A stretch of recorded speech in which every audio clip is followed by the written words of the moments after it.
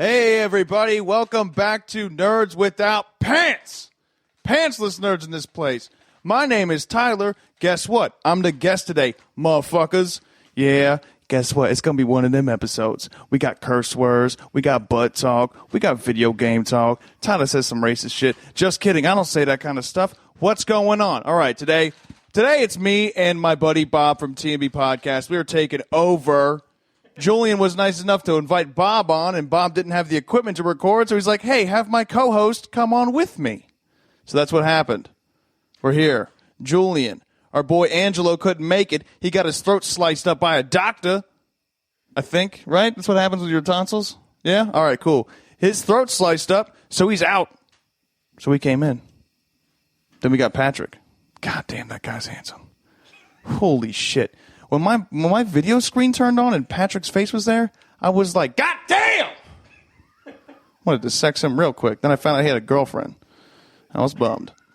But today we got some interesting talk about video games, more so on the Bob, Julian, and Patrick side. Me, I'm just a big dumb idiot. But yeah, is that good enough? Was that a good enough intro? All right. There we go. Enjoy it. Enjoy the episode. Enjoy it so hard. This week on NWP, we finally earn our explicit tag. Who's the knucklehead? We are the knuckleheads. Who's the knucklehead? We are the knuckleheads. Who's the knucklehead? We are the knuckleheads. Who's the knuckleheads? We're the knuckleheads. If you would be the peanut butter, then I'll play the jelly. I'll peel apart your bread and then I'll penetrate your belly. Your blood's is funny bad. I'll wash you off with coast. Now I'll take my jelly and spread it on your toast. No one runs faster. Nobody's my blaster. So grab some chef stuff. Nobody might master. Giving you communion with your lips on my cup. Hello, everyone, and welcome to Nerds Without Pants, episode 97. I am joined, as always, by Patrick. And we have new people, too. We do, because we are not joined, as always, by Angelo. He is currently convalescing from tonsil surgery. But we do have two very special guests. They are tattoo aficionados. They are honorary members of the Bailey J fan club. Yeah, that's They true. walk in single file to hide their numbers. They are the T and the B from the TnB Podcast. We have Tyler and Bob. Hey guys, what's up? I'm Bob. Fuck.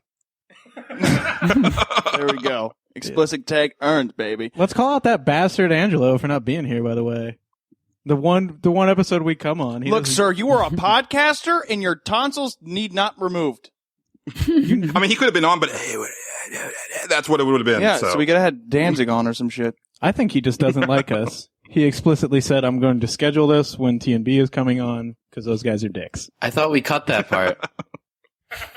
Well, I mean, yeah, we'll just get rid of this in post. We don't need him to know that. No, so yeah, this is already off the rails, and I figured it would be. It didn't take that long, but Love it. You know, this is going to be a lot of fun. As you know, listeners, I talk about the TnB Podcast a lot. Bob is also always nice to contribute to the show and also review us and everything, and their show's a lot of fun. We'll definitely talk about that later, but it's great to have you guys here. Thank you very much for being here and for being up late. I know it's a little bit, you know, it's no y'all problem, are in a man. different time zone than us. I find We're any huge fans. reason to party, I find it. And we're huge fans of you guys, so we're excited that you guys let us come on. Yeah, so. thank you very much. This is our first thank you. Skyped guest appearance. We've guested physically, but never over Skype, so this is exciting. Awesome. Yeah, you guys have the dream of mine, which is actually being able to podcast in the same room. I do that for Slam Masters with my friend John, but as far as this one, I've never even met Patrick and Angelo. One day, but You guys have never met? so far not. This No. is not even really me.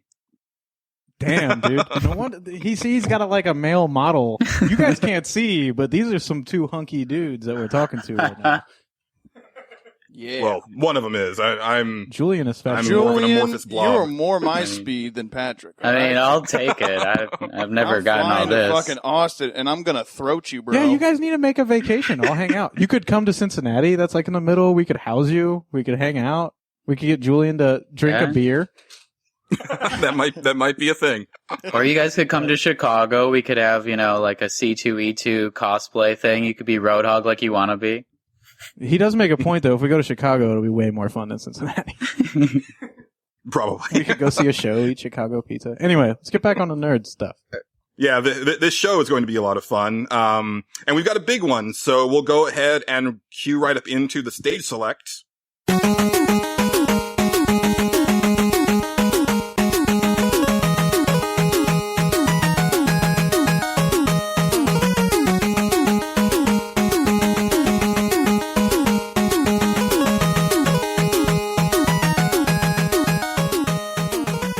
Patrick, this is your first stage select pick. I'm not so ready. Why don't you...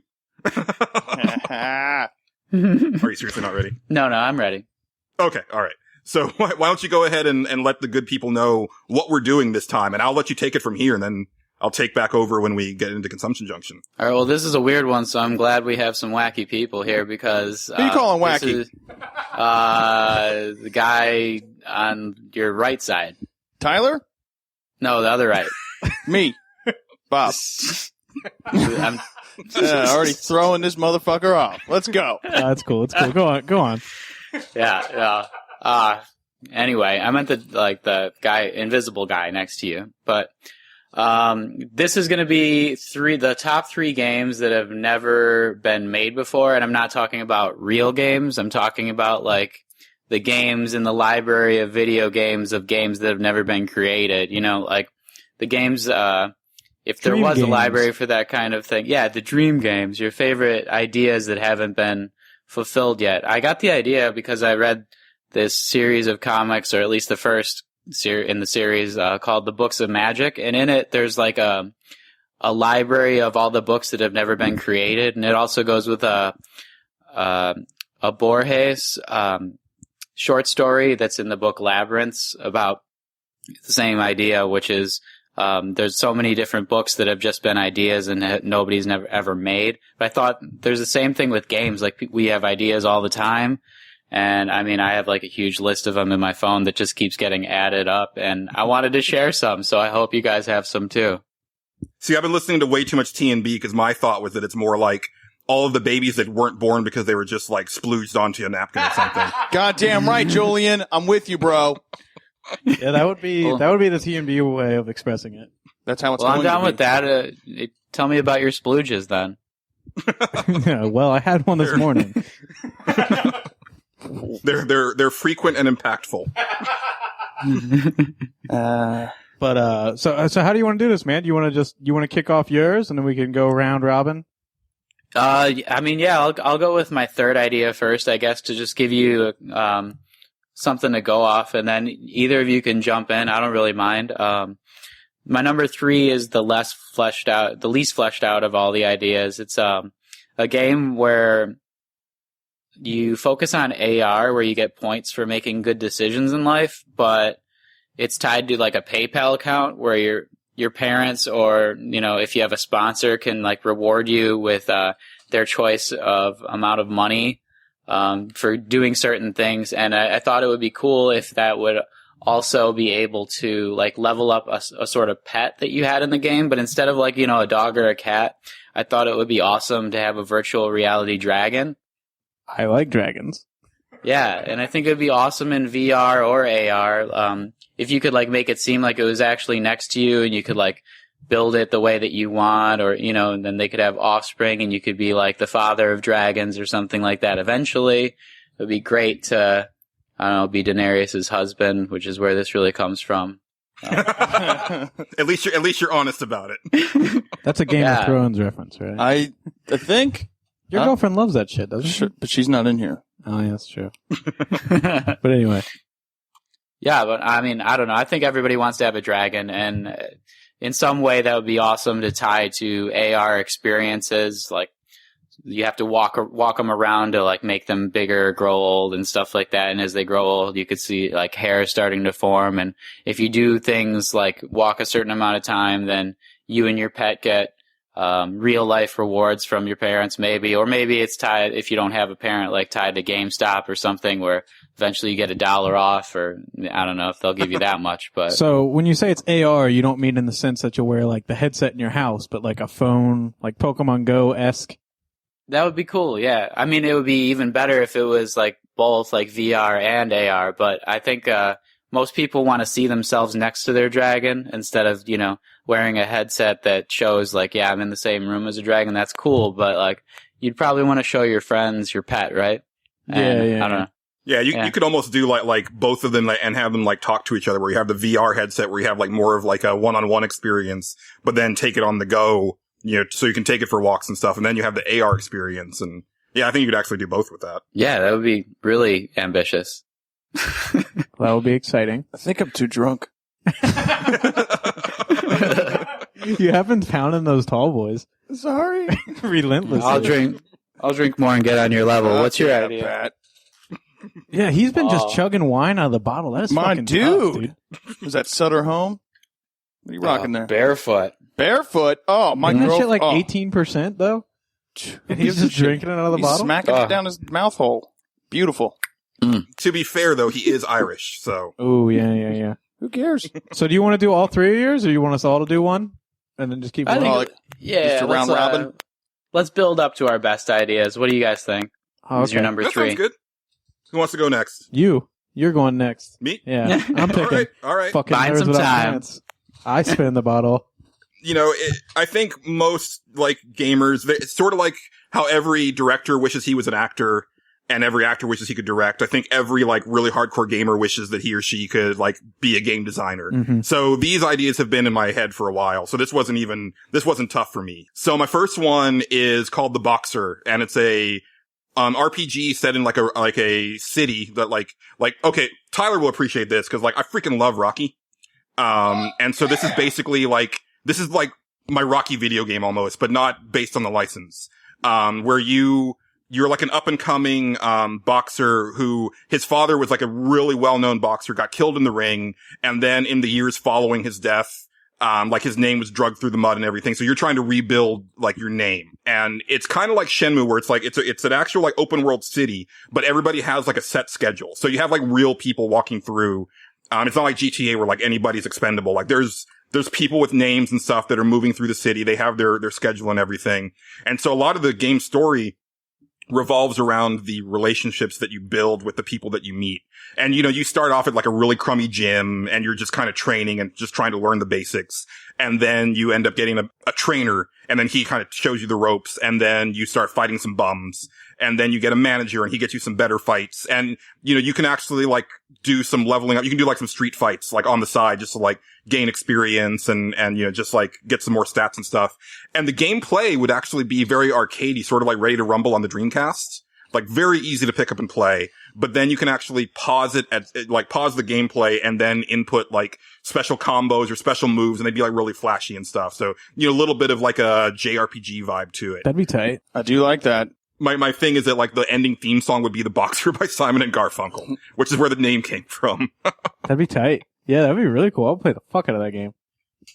I see it in my head. I've had that idea since I was like working retail, like when I was like in my early 20s. But can you be Simon or Garfunkel? That would be DLC. That'd be Paid DLC. Well, you wouldn't even be Simon and Garfunkel. You'd get a Simon and Garfunkel outfit, and it would be $5. and they would have different colors that are extra. But then there would be the season pass where you get to be Simon, but not Garfunkel, because nobody wants to be Garfunkel. So Garfunkel's your corner man, just yelling, you're trying to throw in the towel the whole time. So you got to fight him at the end too. Don't throw the towel. Fuck you, Garfunkel. he's just sending wonderful melodies into your corner. He's gonna quit. I bet Garfunkel would get so jacked on roids, though, just being pissed that no one likes him and stuff. That's pretty. So, my third one, this kind of spawned from an idea as a little kid. I think most people can relate to this because I was talking to Tyler about it and he had a similar experience. But like when I was a kid, and we would be like on the highway and I would look at oncoming traffic from the other lane, I would like take my fingers and be like a guy running on the cars and jumping. But I thought like a really cool iOS app would be like in the sense of like Pokemon Go, and you look over at the oncoming traffic if you're in the back seat of a car or something, and you can make your guy jump and stuff, and he's got to like land on all the cars without falling. But then at the same time, he's got to like your character's like a ninja or a samurai, and you're like jumping on all these cars, and then like you have to fight other ninjas and samurais and shit while also not falling off the cars because you're going and they're going the other way, so you got to keep jumping.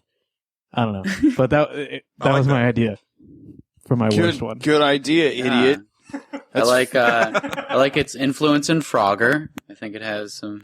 But way faster Like, Yeah, but then you gotta think, like, it's gotta be heavy traffic for it to be fun. So you gotta, like, Yeah, that's you have true. to force yourself to drive and... maybe you could have like an offline mode where it's just like, Because, like, AI imagine traffic. if someone downloaded that in LA and, like, on the 405 or the 101, like, dead stop traffic, and they're just going, tap, there's one car. maybe all the right. slower you're going, the more enemies there should be.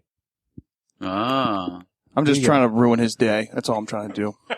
My only concern is He's not that letting you're you. just asking for car accidents with that. Like, Yeah, that's what I was thinking too. Some idiots would play But the it. idea isn't totally people can't be fleshed trusted. out, but it was an idea.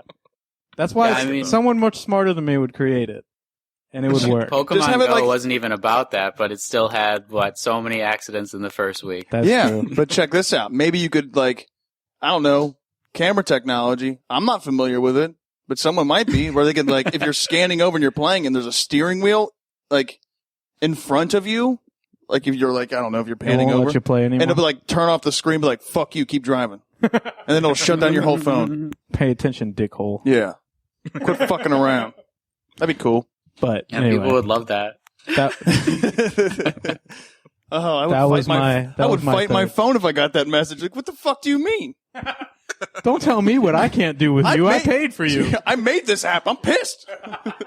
Yeah, I Beautiful. already threw my phone out of the window. So what's your third one, Tyler? All right, my third game idea. Okay, so it's I don't even know how to explain it other than, like, have you played, like, Legacy of Goku on the Game Boy? yes. Okay, so it's I have. some, like, the gameplay would be similar to that. Only the game is called Cock Blockers. And the game, like, it's really no, it's kind of like, okay, so what you have to do is you got to block your friends' cocks and clubs, you know, wherever the fuck you may be. There's just a hungry chicks throwing ass like horny bees, bro. They are just throwing it at your boys. You got to block the cocks. You can't let them fuck them because they got diseases. All right, that's the whole thing. Oh, see, and then I thought they were getting attracted to you, and all No, of a no, sudden no, you just no. needed to hit them away from your face. no, it's cock blockers. You're the cock blocker in this situation. You got to protect your boys. You got to protect your boys, if you know what I'm saying. Would it have like RPG elements? Like the more chicks you sway away from your boys, the more pissed they'll get at you, though. So you have to like keep a balance. I mean, there'll Like be only knock away the infected chicks. yeah. How Yeah, would you okay, know yeah, they're I- infected though? You just got to make judgment calls. Like I don't know. They got flies around them or something. Like, the hotter they are, the more likely they are to be infected. Could So you be. can only I don't- let 'em hook up you know, with I don't know. uggos. Okay, I didn't really give it too much. but then your thought. friends I will did have like this depression idea. levels, like in Indigo Prophecy. Yeah, exactly. Okay, look, he's building this app for me or this game for me. And at the end of each stage, you're fighting a main boss, which would be a form of venereal disease. So it'd be like, you know, chlamydia. Then the next stage would be herpes. And then the final stage is AIDS, baby. And that's the hardest. And guess what? No one ever beats AIDS. It's like a supposed to lose final boss. Wait, but if you watch South Park, you beat AIDS with cold hard cash. So what you would have to do, it'd be like a free to play game. But then to beat AIDS, you have to like Oh, pay $1,000. I'm getting paid, baby. There's some 12-year-old like, Mom, I need 20 G's. What's it for? AIDS. I've got AIDS, Mom. The only way to get rid of it is 20 G's. Oh, beautiful. All right. That'd be tight. Oh, this episode is going to be this. Let us know in the comments, everybody. Yeah. What you think. Tell us your favorite VD. What's my favorite form of VD? Is that the question? Oh, sure, yeah. Okay. I can tell you 3 that I've had. I can rate them in order I've gotten them. Syphilis, chlamydia, and AIDS, everybody. I have AIDS. All right. Wow. That's why he's so skinny lately. I'm not skinny, dude. Man. All right, what's your Before we second move on one? to your next one. Yeah. Angelo actually did send an email with his ideas, so I'll go through his third one, where he says, it's 3 games I want to exist that don't. He says that number 3 is a good hybrid of Altered Beast and the 90s style belt-scrolling Konami brawlers, aka like Ninja Turtles, Simpsons, X-Men, that type of thing. Fun stuff. What was the first he one? Says, Altered Beast. What's The Altered old Beast? Sega arcade game. Arise from your grave. Okay. Yeah, you start off as like a regular dude, and then you get a power up that turns you into a muscly dude, and then you get another power that turns you into like a werewolf. Oh, that's I mean, I tight. never got that far. It's a tough game. So Angelo says that the idea I had would be more similar to Altered Beast, where you went through various stages of transformation as you collected more power-ups and only become fully transformed after getting 4. You would also regress back to a more human state if you took too much damage. Not sure how it would balance the last part, so maybe not. The characters would have to be a plain old, or they would have a plain old super attack that was rather bland when they were in their early hybrid stages. But then when you transform further on, they have a more dramatic special effect. Kind of like if you play that X-Men arcade game, like the really big screen filling attacks. Mm-hmm. Let's see. My original idea was for a tiger, a gorilla, a bear, and of course a wolf, but you could probably have more characters and therefore more creatures now. Harambe. than you could have back then. Yeah, Harambe. I knew someone had to say it. R.I.P. Hey, we live in Cincinnati, dude. We're allowed to talk about Harambe. We met him. Yeah, and I play Overwatch, so that's all we call Winston now. Yeah. That's all it's been called for a while. I don't even play that game. I have very little knowledge on who the characters are, but when you said that, it's a gorilla guy, right? Yeah. Fuck yeah. I know some shit! I mean, all right. I'm drunk. You're good at putting 2 and 2 together, Tyler. I'm good at yeah, you're right. All right, what's your second one, man? All right, well, mine has to do with Overwatch. It's like a multiplayer shooter, except it has battle royales that are story-driven and focus on 2 teams that players fight for. So, like, you can pick either, like, the good or evil side, or, I guess, red or blue characters, whatever side you want. And at the end of the month, whatever has the better percentages will unlock, like, a story moment for that side. So there's, like, a cinematic that's dependent on what team wins. Oh, so that's tight. That's really tight. That's pretty cool. Maybe. I think some people would be pissed, like, they didn't get to see their own cinematic. So I was just, like, thinking, how do you deal with that? Would it be, like, a bonus, like, for players to unlock if they've won a certain amount of games or something like that during the next season? But either way, they'll contribute to, like, the story-driven content, which is something that I don't think ever happened in a first-person shooter, especially multiplayer-driven. And I think it also, like, the maps could be in, like, a 2-2-1 format, at least in some cases, where, like, there's just imagine, like, 2 people starting on each side and going up to the next point where there's 2 points there, and then the third point is just 1 point that everybody converges on, and people are spawning in between them, and you have to either defend the one that's being taken by the other team or take the one that's on your side, and it's, like, sort of like Payload, it's sort of like Capture the Flag, sort of like King of the Hill, but everything's all in one.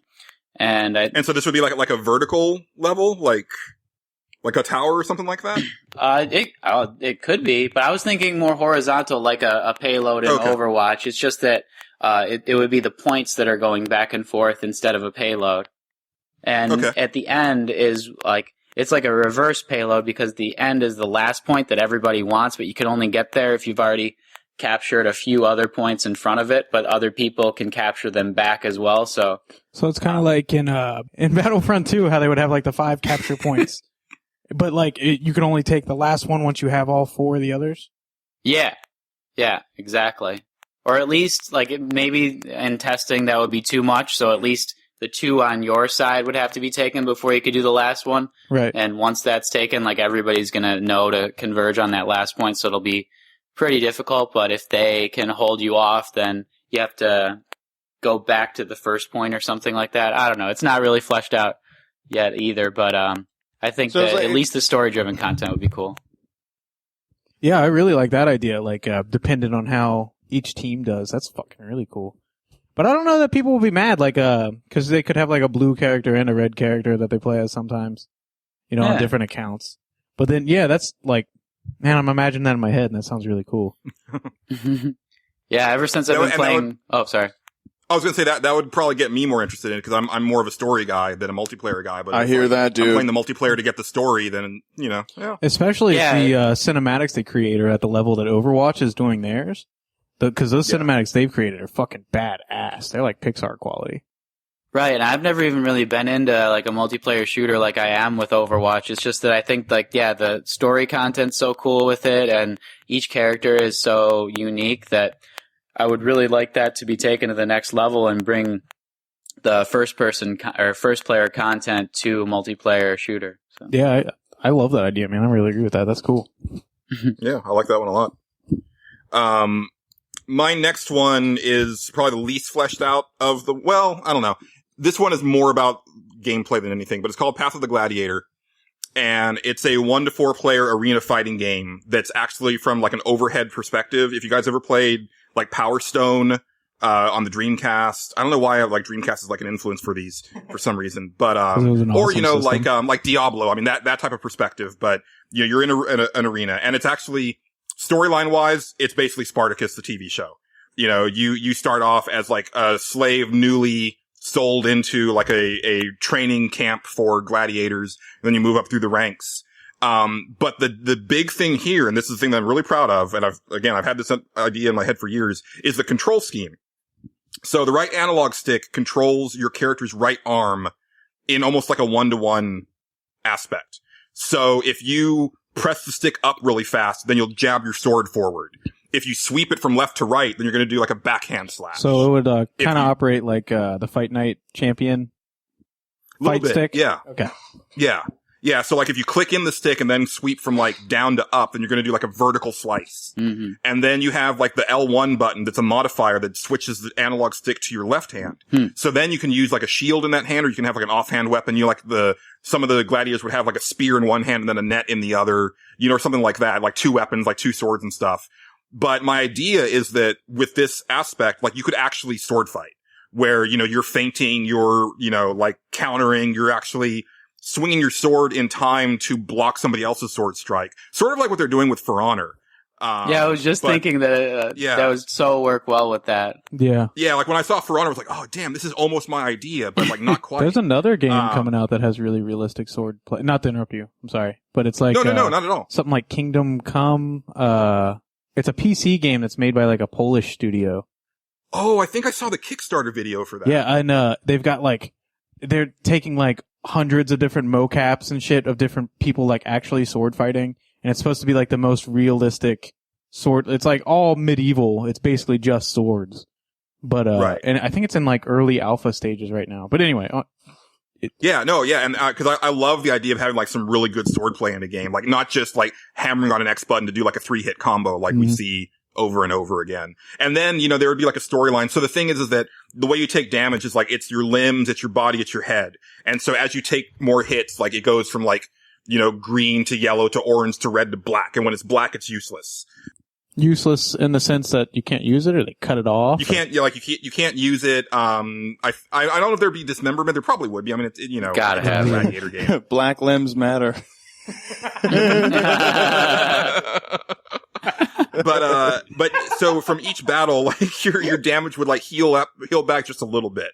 So you have to be like really careful about defense, but also like the better that you perform, you know, if you do like really flashy moves, if you appeal to the crowd, you know, and really entertain them, you know, a la Gladiator or something like that, like you'll be rewarded with, you know, weapons, women, and wine. And, you know, that will actually affect like your battle in the next one. Like, you know, you'll have better armor, better weapons. You know, like the women will help you like relax so that then you have like, fuck you yeah. know, like it helps with your health, you know, going in. Like maybe the wine, like strengthens your dexterity, you know, it does something. It just improves your stats over time. But then there'd be like this whole like level up process and like a loot based system where, you know, you're getting cooler armor. So when you fight somebody online that's like really decked out, you're like, oh, this dude, I need to watch this. Yeah, dude, that'd be badass. Check us out. Did you ever play that Spartacus game that was free to play?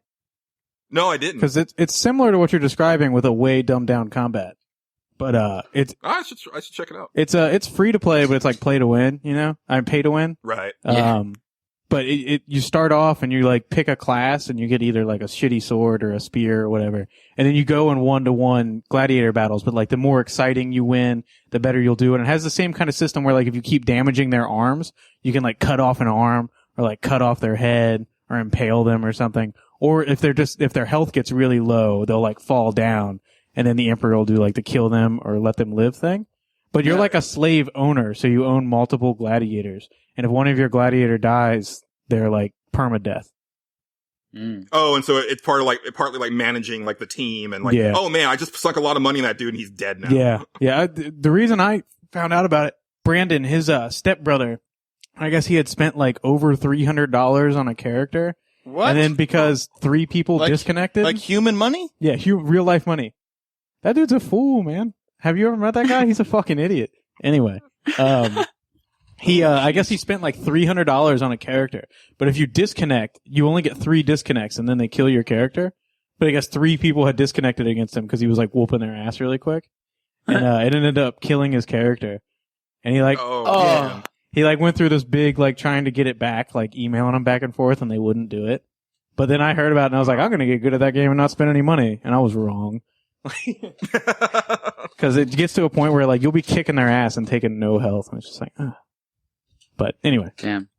Yeah, all the free-to-play games that I've played and really wanted to become good at, I had to spend money, like Hearthstone. But then there's Pokemon Go, and it's just like I feel really good about not spending any money ever in that game. I stopped playing Pokemon Go fairly quickly. But Hearthstone I just got into like 3 weeks ago, and I love it, but I will not spend money.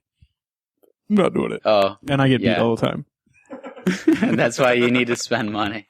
I'll just keep That's losing. that's just socioeconomics right there, 101, baby. Keep the broke man down. It is. It is.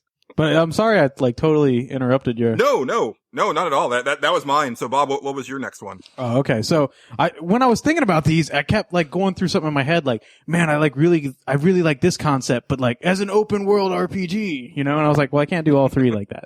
So, I decided my best idea for like a quality open world RPG would be like an actual Dragon Ball Z game and not the shit that they've always put out. Like they haven't had a good game since Tenkaichi 3 Budokai. But, I was thinking like if you had like an actual fleshed out, not the MMO thing that they're doing with, what are the games? Xenoverse? No, I'm thinking like a full single player campaign that's not based on something going on in the story. So it's like a totally independent story within the universe. So there's like totally new characters and blah, blah, blah. But you would start off like as a kid and have your journey like going to martial arts tournaments and like you can train with badass martial arts dude. But it's like with a Dragon Ball skin and like things like that. And you can find the Dragon Balls, make wishes. But it would be like maybe like a BioWare game in a sense where you get to like make your decisions and kind of, but it would have like a really fleshed out story. And you'd get your own super badass aliens that you got to fight, but you wouldn't be a Saiyan because that's Goku's thing. You'd just be a human, so you'd be like more badass than Krillin, maybe. But I don't know if you guys like Dragon Ball Z. So that means you get to a point where like literally like somebody comes in to like stop the planet and you get taken out in one hit, and then the Saiyan has to swoop in and actually save the day. Hopefully not. Hopefully, but I mean, in retrospect, Krillin's pretty badass. But oh, he is. Yeah. I was thinking more of like Tenshinhan or Yamcha, where it's just like, no, later on in this, like, the later movies, they don't even, like, no, they're just, it's one and done. Yeah, like, they don't even hang out. Yeah. Well, yeah, I'm rewatching it, Dragon Ball Z, and I'm in the Cell Saga right now, and Yamcha's like not even there. He's like watching him on TV. So like, that's how quick they got rid of him. Like, Tien's there and all them, but Yamcha and Chaozu are hanging out. But, I don't know, maybe even, for fan service, throw in a character every now and then, like Goku comes back and you get to fight Goku or some shit. But I thought like a really well played out like action brawler with sweet RPG elements. You get to customize your moves. You get to learn shit from different masters. But the Xenoverse was like not what I wanted at all. So yeah, I feel like for most of the games that I played, a little bit in the Dragon Ball universe, and I don't know Dragon Ball that well, but I have gone over to friends' houses who just had it on. I feel like really floaty in the air and stuff like that, and I don't really know how to like combat that. Generally not well made. Yeah. They're just shitty games for the most part. So I would like an actual good, sweet, BioWare-esque RPG in the Dragon Ball universe. That would be a fucking awesome game to me.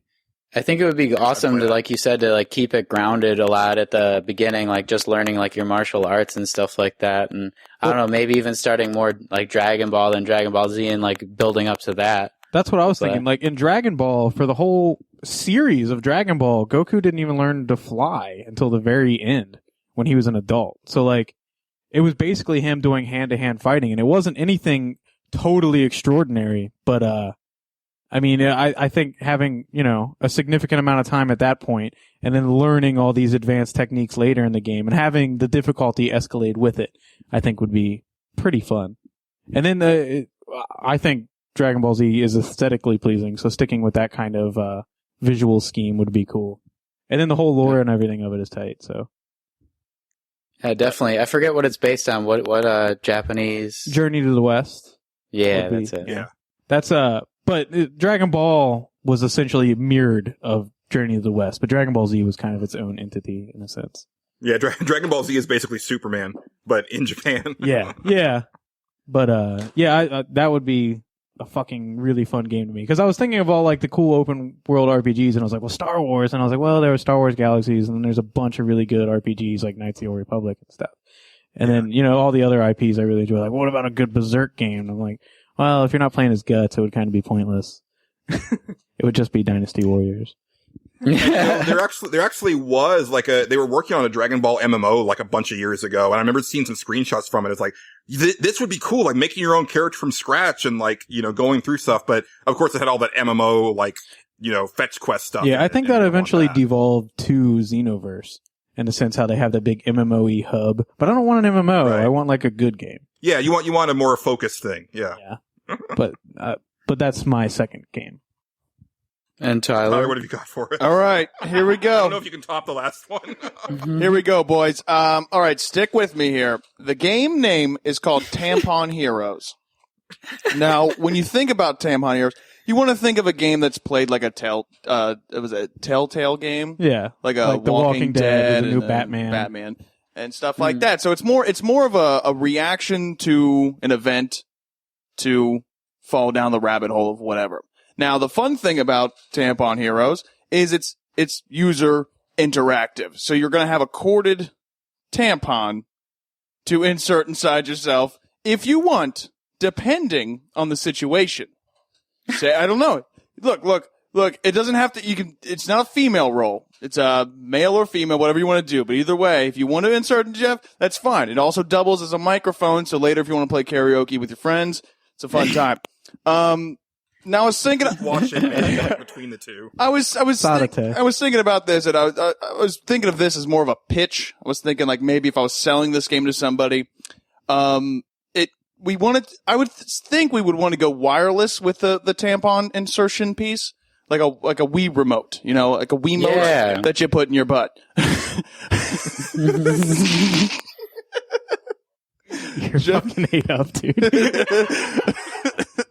Sorry. Can it vibrate? Oh, dude, it can do whatever you want. All right. Well, tampons don't vibrate. Added extra added things. All right, we'll do that later. Post thing. But I was thinking like maybe we better make it corded, because I'm sure beta testers would have to take a lot of trips to the hospital for Getting lodged Wiimote tampon string. I don't know. All right, that's my game idea. Just go ahead and shove something in your ass and then talk into it later. So what would the actual gameplay be like? Like what kind of decision would you need to make? Okay, say your character is female, and maybe you're talking to Craig at the club, right? Next thing you know, you see the tampon insertion thing. Ramp, red alert, baby. So you either insert the tampon or you don't. bleed out? Yes. Or you And don't. it'll change the story. Now, whether you're going to go home with Craig with a clean gine, or you're going home with him and it looks like the fucking Texas Chainsaw Massacre downstairs. So is this like one of those Newgrounds like porn flash games? No. Well, yeah. Fuck. Jesus. Okay. So what was Angela's second game? Look, I spend a lot of time thinking about butts. Angelo says, this is a shoot 'em up, or he says, okay, fine, Patrick, a shmup. He says, my idea is that you start as you're playing generic spacecraft in an early 90s style arcade space shooter. Angelo's are very arcade heavy. He says the intro level will consist of some pretty easy enemies and a very simple boss fight. The idea here wouldn't necessarily be to challenge the player, but to allow them to build up some money, awarded based on mission performance. They could then use this money post-mission to buy a frame. These would add some abilities and a more powerful weapon or homing missiles or a flamethrower. And you could equip them, provided you had enough special energy, found via pickups to use it. You could switch between multiple frames whenever you wanted, or revert back to the default spaceship to collect more special energy if you wanted to, or to conserve it so you don't run out. I don't know if I want to go full on Mega Man with boss weaknesses and have the ability to choose your stages, but obviously certain frames would just work better with certain playstyles. This would also allow you to create strategies and deal with stage obstacles and bosses based on the frames you owned. So when he says frames, I'm almost thinking like he means like an actual like thing that changes the look of your ship. You know, like maybe one would look like a mech, one would look like a heavier freighter or something. That's what I was imagining, like different car frames is what I was imagining. Yeah. Or different tampons. Yeah. Goddamn right. Frames. Look at that. That's the DLC. Fuck yeah. We have to, you know, keep in mind the business model for all these games. So we have to have a strategy for. By the way, if I ever make a game, it's going Project Red. I'm giving all that shit away for free. And if I don't, it's going to be a whole other game. There you go. Right. I do like the way they handle that stuff. Yeah. Oh, I thought Project Red was like a sweet tampon pun I didn't catch. No, it's the studio that made The Witcher. The Polish guys. They are Polish. Did you ever play the early Witcher games? 1 or 2? I played a little bit of the first one. Okay. I played the second one and I couldn't get out of the first area. Really? Oh. Like, I tried 4 times. I loved those games, and since it was Polish, they kind of have little weird differences. Like, if you play 3, they talk about just drinking alcohol, and they're like, "Oh, I'm gonna get a beer or whatever." But in 1 and 2, they referred to every drink as vodka. And it was really strange because, like, there would be, like, a dwarf and he'd be like, vodka! And it's like, man, that is not the drink I would imagine a dwarf drinking. Like, it seems like a very, like they would drink mead or whiskey or something, right. You know? But they would always say vodka. And I was like, man, that's such a weird... But I figured it was since it was Polish and that's basically Russia. Yeah. I mean, they're just very proud of that game, though, in general. I know that... like Poland, when they were visiting President Obama in his first term, they just gave him a copy of The Witcher and were like, "Hey, this is us." Like, hey, dog, check out my mixtape. Yeah, I mean, it's The Witcher is one of my favorite series ever. It's excellent. So I'm should surprised be proud. you don't have that tattooed on you. I was thinking about getting it on one of my knuckles, the wolf medallion, but I went with the Helm of the Wise. Okay. Well, like, I don't understand how you got into it first, because, like, when I first played it, like, the second one, there was no tutorial, and, well, I shouldn't have put it on hard right away and just forced myself to keep playing it on hard. I should have went on, like, easy. But, like, I just didn't even know what to press on the computer and stuff. Maybe that was also a problem. There was no, like, buttons that were telling me what I actually needed to do, and... Well, I played the first one. My little sister's school was having like a like a yard sale, essentially, like in the gymnasium. And I was walking around and I found The Witcher there, and I was like, "Oh shit, it's like $3. I'll just buy it and play this." But I took it home and I didn't even have a PC that could play it. So I ended up taking it to my friend's house and installing it at his house, and he and I played it together. And I don't know that we ever actually beat it, but I ended up reading about what happened. Because when the second one came out, they did the enhanced edition on the Xbox 360, and that's where I played that one. And I remember having a very hard time with my first playthrough in the first area, but I like looked up a lot of guides and stuff online, and that's kind of what crushed me through my first playthrough. At least because it's made into 3 acts, and each act is like pretty long, and they like at the end of the first act, you make a major decision, and it totally changes the rest of the game. Like, the second and third act are in totally different areas, and you meet totally different characters. So it's like 2 different games, really, after the first act. So, the second one, I fell in love with it. And then when the third one was coming out, I was working at GameStop, and I actually got one of the statues of Geralt fighting a griffin. Like, what is it, like a year or 2 years before that game came out? I got one of the statues. Anyway, The Witcher's great. I don't know how we I really got need there. to get into that series some more. I have The Witcher 2. It was like an Xbox Live Games with Gold thing, so I've got it on my hard drive. I just need to actually like fire it up. It's really good. It's hard, and the combat's kind of finicky in the first and second one. Yeah. Once you get, honestly, if you guys do play it, or if anyone listening is trying to play it, when you're starting out, there's a spell you can use called Qun, and it gives you a shield, so you can take a hit without it affecting your health. Use the fuck out of that. Because, like, you can literally just do that in swords and get through the whole game fine. You don't really have to learn anything else. Just as long as you pump a bunch of stats into Qun in your sword fighting, you can crutch your way through that game. But, and it'll be fairly easy, too. Maybe I could try it again then, because that story is like second to none, I hear. Yeah, I mean, if you play on hard, you're going to need to learn more techniques than that. But if you play on normal, you can get through it that way. But yeah, the story's amazing. I'm trying to wean Patrick off of his need to play every single game on hard from the beginning.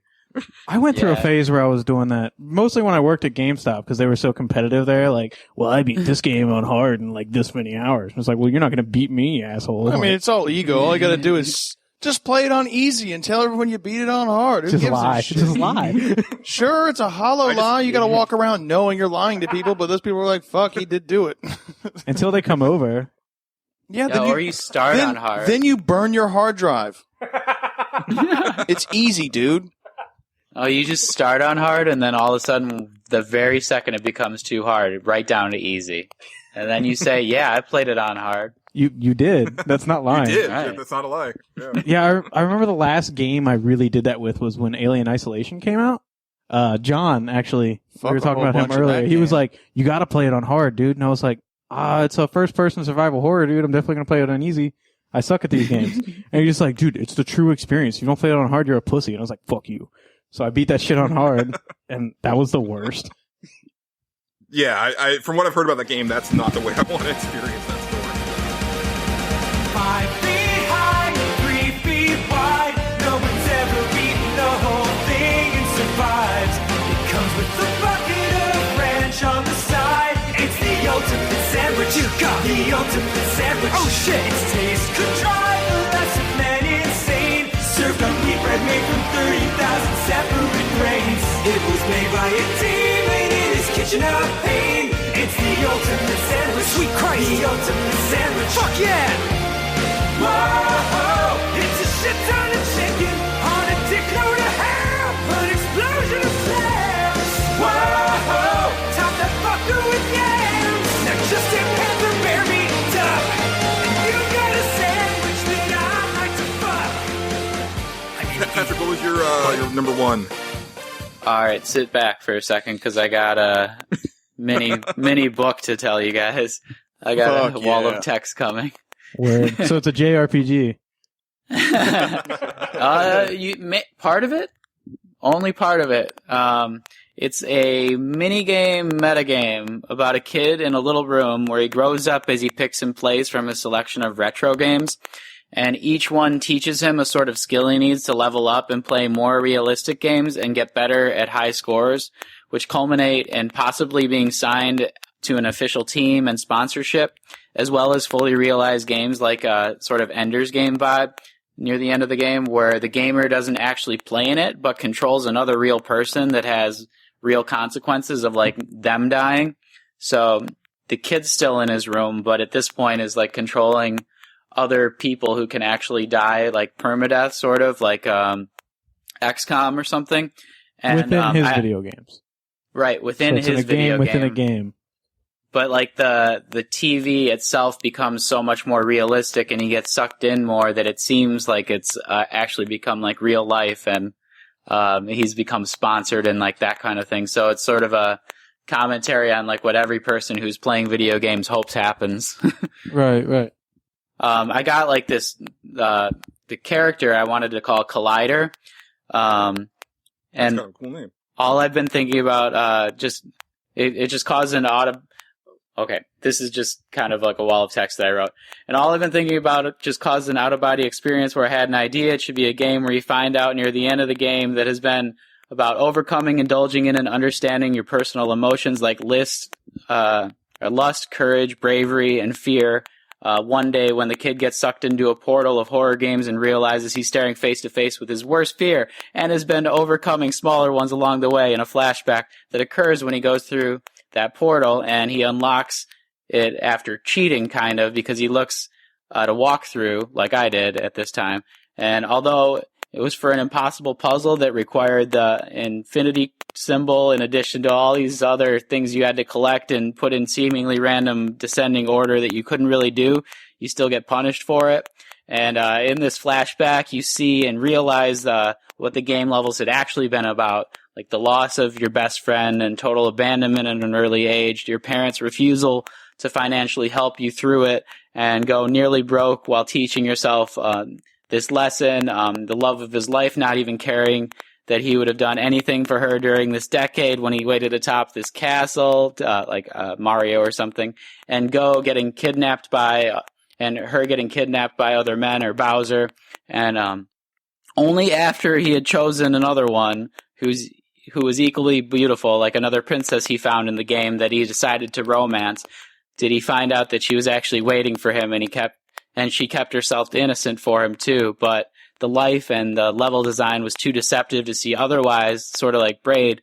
So he moves on with a deep and heavy heart and starts up a level by having talents that mutually benefit other people, like social links and stuff. And when that reveal happens, it should show all the genres of games from a new perspective, shifted with more saturation, like more color in the game, and allow him to see the true nature of things, like how his girlfriend's cat was actually a picture embedded in his mind about sleep paralysis, and what looked innocent was actually a most disturbing, scary picture of a gremlin cat hunching kind of snicker thing that he had only afterwards realized he tamed the first night that he slept with her at her place. And it went from being like a sleep paralysis demon that was like on his belly to the cutest little furry thing you'd ever seen.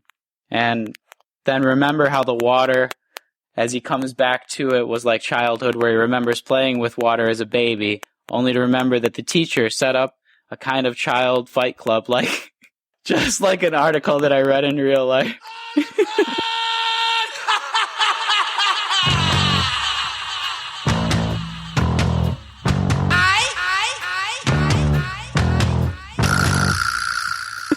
Hey, Patrick. I'm not following, man. Hey, Patrick. At some point, this changed into like a dream journal. Yeah, I was like, what? Patrick, are you okay? Dude, you need a hug, buddy? Like, I was like, okay, I'm following you. Like, he's playing games, and then like, when did he start fucking people and like getting depressed? Like, holy shit, man, what's going on? Yeah, I don't know. But How would that play? Let's just skip to the final boss then. Dude, you were hitting me with some seriously, like, I feel like I'm in a coffee bar and I should be snapping.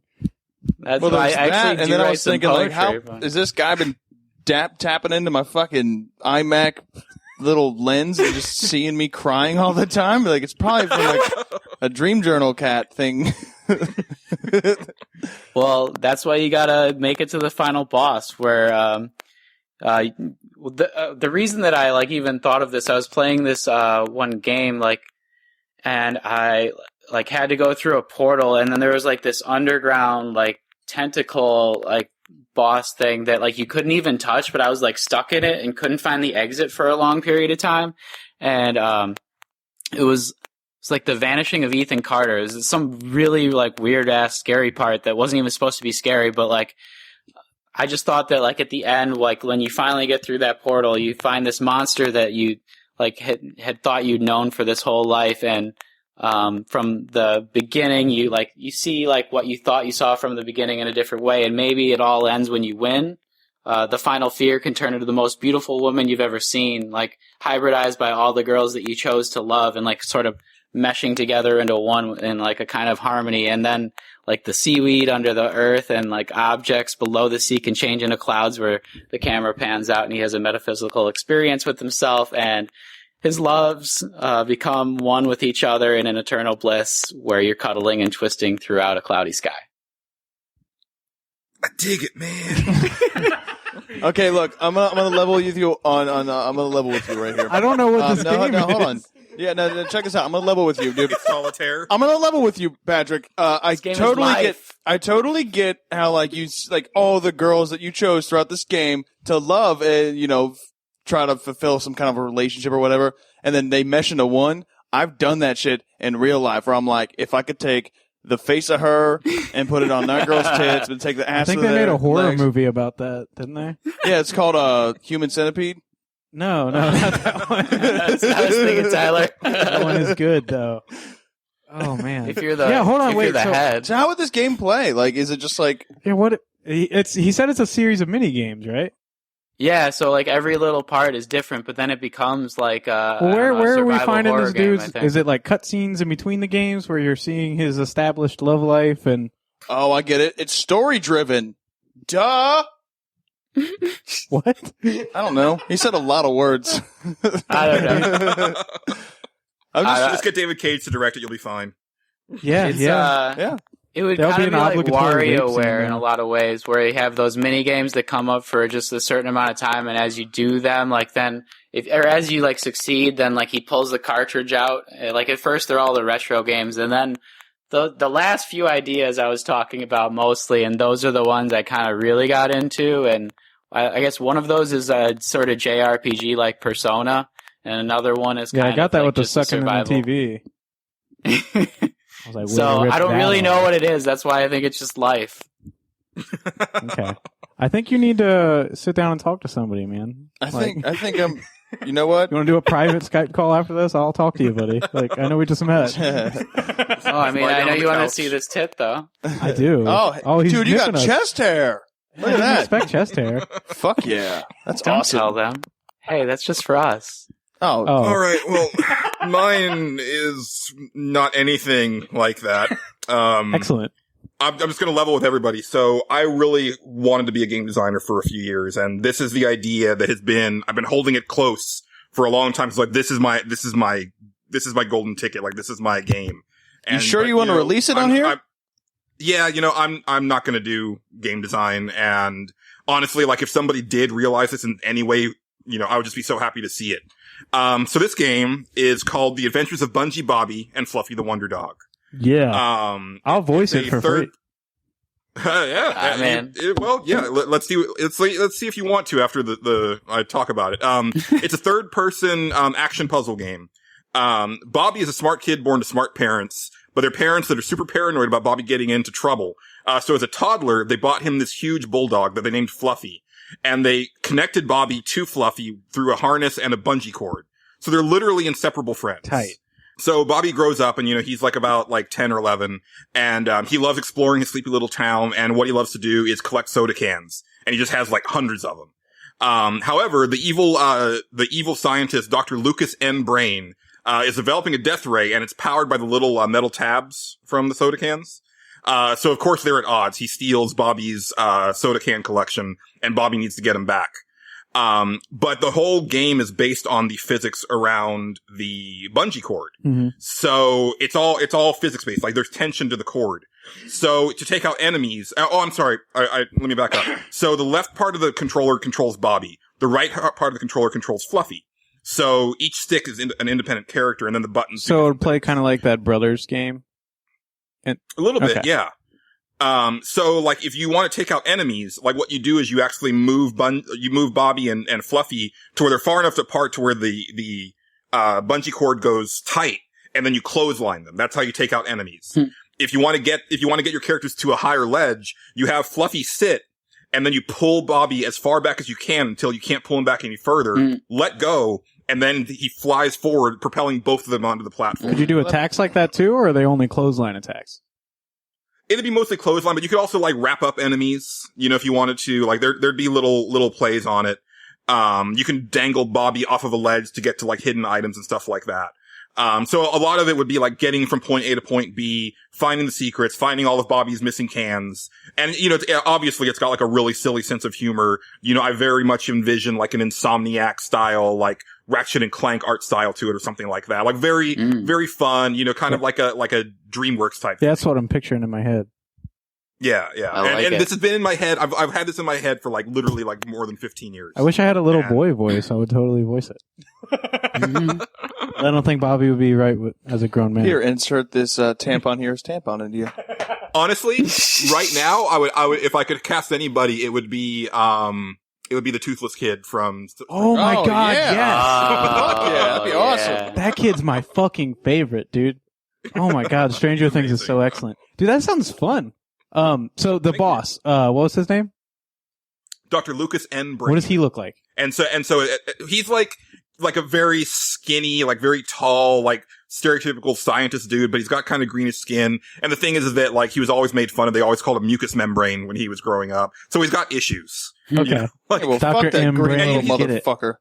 yeah. Um, And he's got like the little like Snidely Whiplash like mustache going on. Gotcha, like Wario. so I'm picturing Bobby as like Bobby from Bobby's World. Yeah, me too. Dude, you know A Bobby's little World? bit, yeah.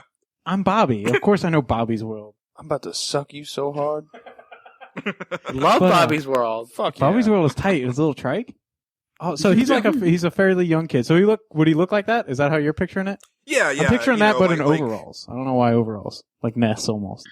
Because I kind of also picture like a Dennis the Menace type thing, that type of look, like very, like it'd almost be like kind of a 50s style, like sitcom type thing, like that type of aesthetic, like white picket fences and like old Americana and stuff. Like it could even be set in that time period, really. So how are they attached via bungee cord? Is it like a surgical attachment, or are they just harnessed on? No, it's just two harnesses and then the bungee cord. So I didn't know if there was a dark element, like it's in the spine. Oh, no. Yeah, it's just the way he's grown up that way, so he's used to it. And, and that'd be a part is that, like, you get captured by the doctor at some point, and he separates you. And then you've got to, like, work together, but separately. And, the ending of the game would be, like, where the parents decide, oh, well, you've gone on this big adventure. I guess you don't need to be attached to Fluffy anymore. And then, like, Bobby, like, looks at Fluffy, and Fluffy looks at Bobby, and then, like, they attach the cord again. And that's the thing, is, like, the dog... He'd be like, I was the Bulldogs were like my mascot in high school, so that's why it's a bulldog. But he would be very much like, if you remember those old Looney Tune cartoons where it's like the bulldog with the little kitten. Yeah. Like that's the type of bulldog would be, like super expressive. Like he doesn't talk, but everything is on his face. Right, and, he's very, very protective of his ward. That's nice. Yeah, that sounds cool. I was imagining a little Toe Jam and Earl because they have the physics where if you get to the two sides of the screen, it like rubber bands or something like that. I don't know if they would really clothesline that way, but I think that... Yeah, there'd be a part where they'd actually kind of like sproing back together. So is this single... It'd be real cartoon. Is this single player only? Because it kind of has the potential to be couch co-op too. It's a single player, but you could play it couch co-op on the same controller. Yeah, if you guys each held and that'd one. Be like that'd take like some real friendship, like teamwork there. Well, what if they made like a collector's edition comes with the arcade sticks? There you go. There you go. like the special dive kick joint or controller was just like a giant like thing with two buttons on it, because there's just two buttons in dive kick. Dive kick. Would it play like what is it, Little Big Planet? Big Planet? What is it, Little Big Planet? Yeah. It'd be more like a Mario 64 style, like behind the okay, character. Gotcha. I was thinking Little Big Planet. I was picturing like behind, slightly over. Okay, now that makes more sense about attacks and stuff. Man, that sounds really cool. Yeah. Sounds fun. I think Nintendo would be down. The kings of couch co-op. So. I think that would be the... I think Nintendo needs this game. Nintendo needs something. That's the headline for this episode, and they have to go through this entire podcast just to figure out why. Good. Nintendo needs something. Nintendo probably needs Bob's next game, though. Lay it on us, Bob. Well, this is actually, I kind of based it off of a Nintendo IP. So, essentially, I thought of this game when I was a teenager. I saw a really cool concept art for a Pokemon game. And it, you guys may have seen it, I don't know. But it was very realistic looking. I think it was done digitally, but it almost looked like an oil painting. And it like had the main character like Ash or Red, whoever he is. And he was sitting on like a mountainside, but he was he looked older, and he was like holding a rifle. And there was a Charmeleon standing next to him that was like very menacing looking, like very hunched over and realistic. But then they were looking over the mountain, and there was like a mole trace flying, and then like you could see Pokemon down in the trees and shit. But you were overlooking a city, and it was like a very beautiful painting. But I was looking at it, I was like, man, that's like a really mature, realistic look at like a Pokemon game. So like Charmeleon's fucking almost the size of a man, and he's very menacing looking. But I was like, what if this was a video game, you know? And obviously it probably couldn't be a Pokemon game, because they would never make this game, and they would never allow the violence that I'm imagining in my head. But I don't know, have you guys seen the trailer for Scalebound yet? Yes. Okay, so what I'm imagining is kind of like what's going on there, where the character acts independently and he kind of gives orders to his dragon. But I'm thinking like with a whole... we'll just use Pokemon as a placeholder because it already exists and it has a very extensive lore and everything. But if you could catch different Pokemon and like train them in that sense, but you could also like hunt Pokemon and like harness their, like, if you kill a Charizard, you can get like Charizard scales and this and that. You can like add it to your weapon for this extra damage, or you can like sell the hide, blah, blah, blah. And then, but you can also capture monsters and then train them. And the way the training would work, instead of like leveling up, well, they would level up so they could evolve essentially. but they would also, your affinity with each Pokemon would have to get greater the more you hang out with them. So like if you got your starter Pokemon and you hung out with it through the whole game, it would literally do any order you have. So like if you're fighting a group of enemies and you yell down at your Charizard like, hey, cast Flamethrower here, it would just do it. But if you're not real hip to the Pokemon or it doesn't like you very much, it might disobey your order or just ignore you entirely. And that would be like a cool way to like kind of get you to hang out with more of your creatures and blah blah blah. And then it would still have the you travel and you can find like hidden items and things like that, and then go to different cities, and they'd all have like their own, like in Pokemon they all have really unique cities with unique gyms and stuff. But I'm imagining it on like a much larger, more realistic scale.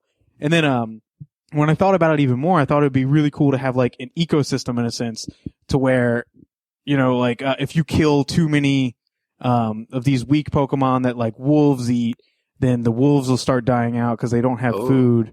And I thought that would be a really interesting way to like, so you don't poach or anything or just kill too much of something. I don't know, but and maybe even like your own Pokemon or something would get angry that you're endangering that species or something. Yeah, and it'd be more inclined to disobey you. And then like obviously I'm like really into RPGs and decision making and stuff, so like obviously people would like you less if you're a dickhead who's poaching. And then, you know, and then you know, that's just kind of what I'm imagining in my head. But I've always thought like throughout the years, like, man, that would be such a cool fucking game. Sorry, I think the company that would be great for it, though, would be like the Shin Megami Tensei people, because like they've got demons instead of Pokemon, basically, that you can train. Yeah, or you can do. But Shin Megami Tensei is very turn-based and very, I don't know. It's a. Yeah, I feel like you're going more for like a monster. Yeah, I'm looking for more. Yeah, Monster Hunter or like even Monster Rancher, like really any of those old fucking 90s collect a monster kind of thing. But like I always imagine it more, just more realistic and more fantastical. So there's like tons of different creatures, and like you could even capture like fairies, and they're really good at like healing your Pokemon or whatever. But I don't know. That's just this idea keeps developing, and I think it would be the fucking coolest thing ever. But that sounds awesome. You know, especially like divorcing from the Pokemon like franchise, but like that aesthetic, like you know, like the idea of like.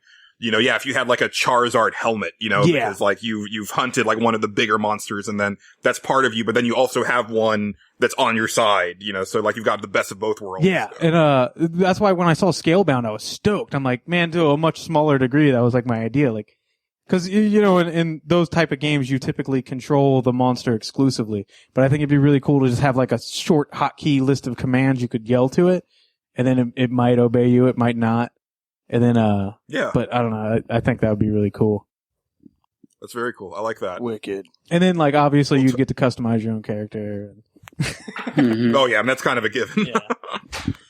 Tyler, let's end strong, buddy. All right. Okay. All right. I saved this one for last because it's the one that made me feel good about myself. All right. You guys familiar with Hamtaro? Nope. Yeah. Okay. Yeah. So Hamtaro, it's a little anime about hamsters. So it followed hamsters. All right. So what I figured was, I have no idea how it would play. Thought about it earlier today, and I was thinking it'd be fun. Are you guys familiar with Richard Gere? Oh no. Oh yeah. Hamtaro, a year in gear, baby. What's happening? So what happened was Richard Gere broke into this realm where Hamtaro exists, and he just starts shoving hamsters in his ass. Well, Hamtaro's got to be the hero and go in there. So you got 365 days. The time lapse is just built inside the game, so it's a lot quicker than regular days. Unless you want it to be that. If you want to waste 365 days hunting hamster friends out of Richard Gere's It could be kind ass. of like that South Park episode when who was shoved in Lemmy Mr. Winks. Slave's ass? Liddy Winks. Yeah, okay, yeah. He shoved in Mr. Slave's shit. ass. Nope. You know what? Fuck. That is the game. Fuck.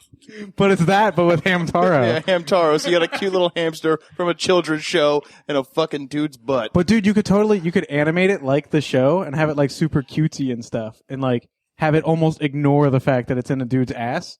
But like the backgrounds and everything would be like a colon and like the inside of a person. That'd be pretty funny. All right. I mean, there's a culture that likes doing that. I think you've got an audience. a very small audience. It's going to have to be like a $1 app. No, it'll be a That come- flash game that- on Newgrounds. That man. comes with a rubber hamster that moves or something. I don't know. I don't put rodents You're big in on my butt. accessories with your games. Look, man, I'm just trying to sell. Sell. Okay? Fuck. I'm trying to make some dollars here. What was Angelo's last game? His last one, he starts off by saying, if games like Borderlands and Deus Ex have taught us anything, it's that you can make a first-person shooter-style real-time RPG, so why haven't we made one that really feels like one? So he says, here's my idea. We've got leveling, tech trees, weapon upgrades, and stuff like that down. So let's bring in some more of the more traditional elements. How about a world map complete with encounters? I guess he means random encounters. How about party management with good AI for when the player isn't assuming the direct control, and a decent interface to issue commands to them? How about magic? You know, fireballs and lightning and healing. You could even add a vertical element with enemies and maybe even characters that can fly. And he says there's older games that have some of these ideas that he pulled from, like Heretic and Hexen and Sudeki from Xbox. I don't know where that one comes in. But he says, I think we can pull these ideas into something better, or at least more modern. Cause, you know, Hexen and Heretic are great, but they're really old. So yeah, you know, like basically he's wanting like kind of a Borderlands style game, but maybe more medieval, with like some deeper RPG mechanics and maybe more of a RPG storyline to it. Cause, you know, with the Borderlands games, like they have that, but it's more of like just go to the guy, get your quest, and then go do the thing. I wasn't imagining it medieval. I was imagining like a modern day or even futuristic. Because he said shooter, right? He did say shooter. That's true. Yeah, or maybe he just means maybe like a more fantastic, like a Final Fantasy thing. Yeah, where you've got like the technology and the magic going on. So, yeah, that's what I was kind of imagining. That'd be fucking cool, dude.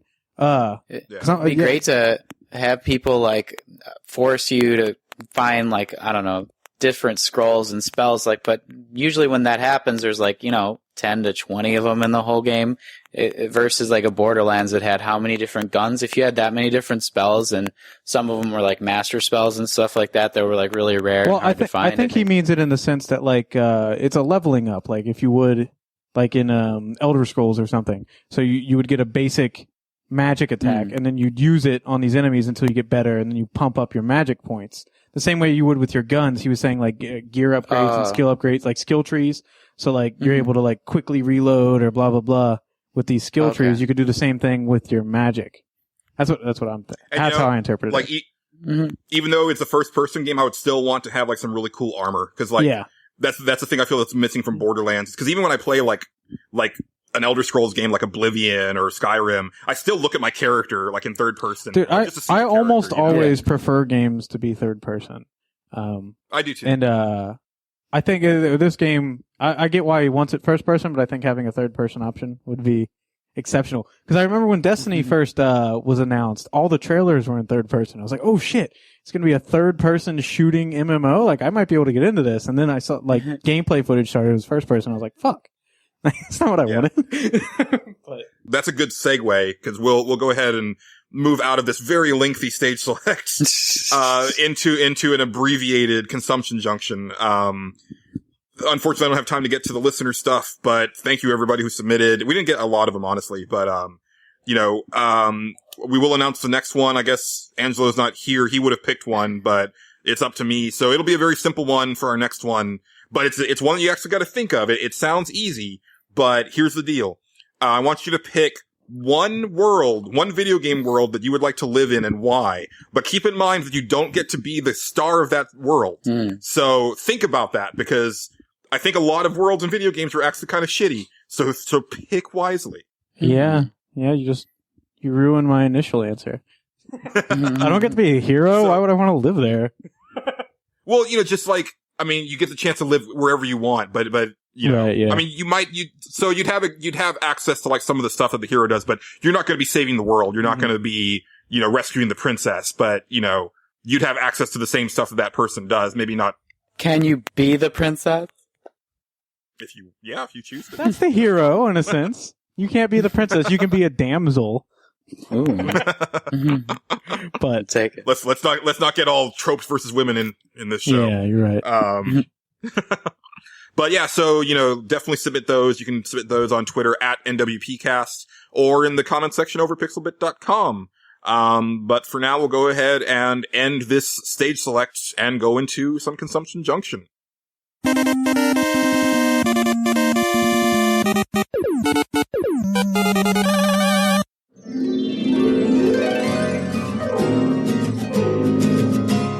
Lemmywinks journeyed a distance far and fast to find his way out of a gay man's ass.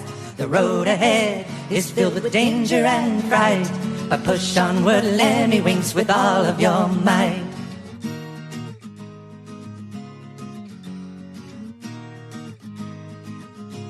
The Sparrow Prince lies somewhere way up ahead. Don't look back, Lemmywinks, or you'll soon be dead. Lemmywinks, Lemmywinks, the time is growing late. Slow down now and seal your fate. Yeah, we're gonna try to lightning through these next 2 sections because we're already over an hour. Long and our guests are in a different time zone. Yeah, it's like midnight here. Damn. Yeah.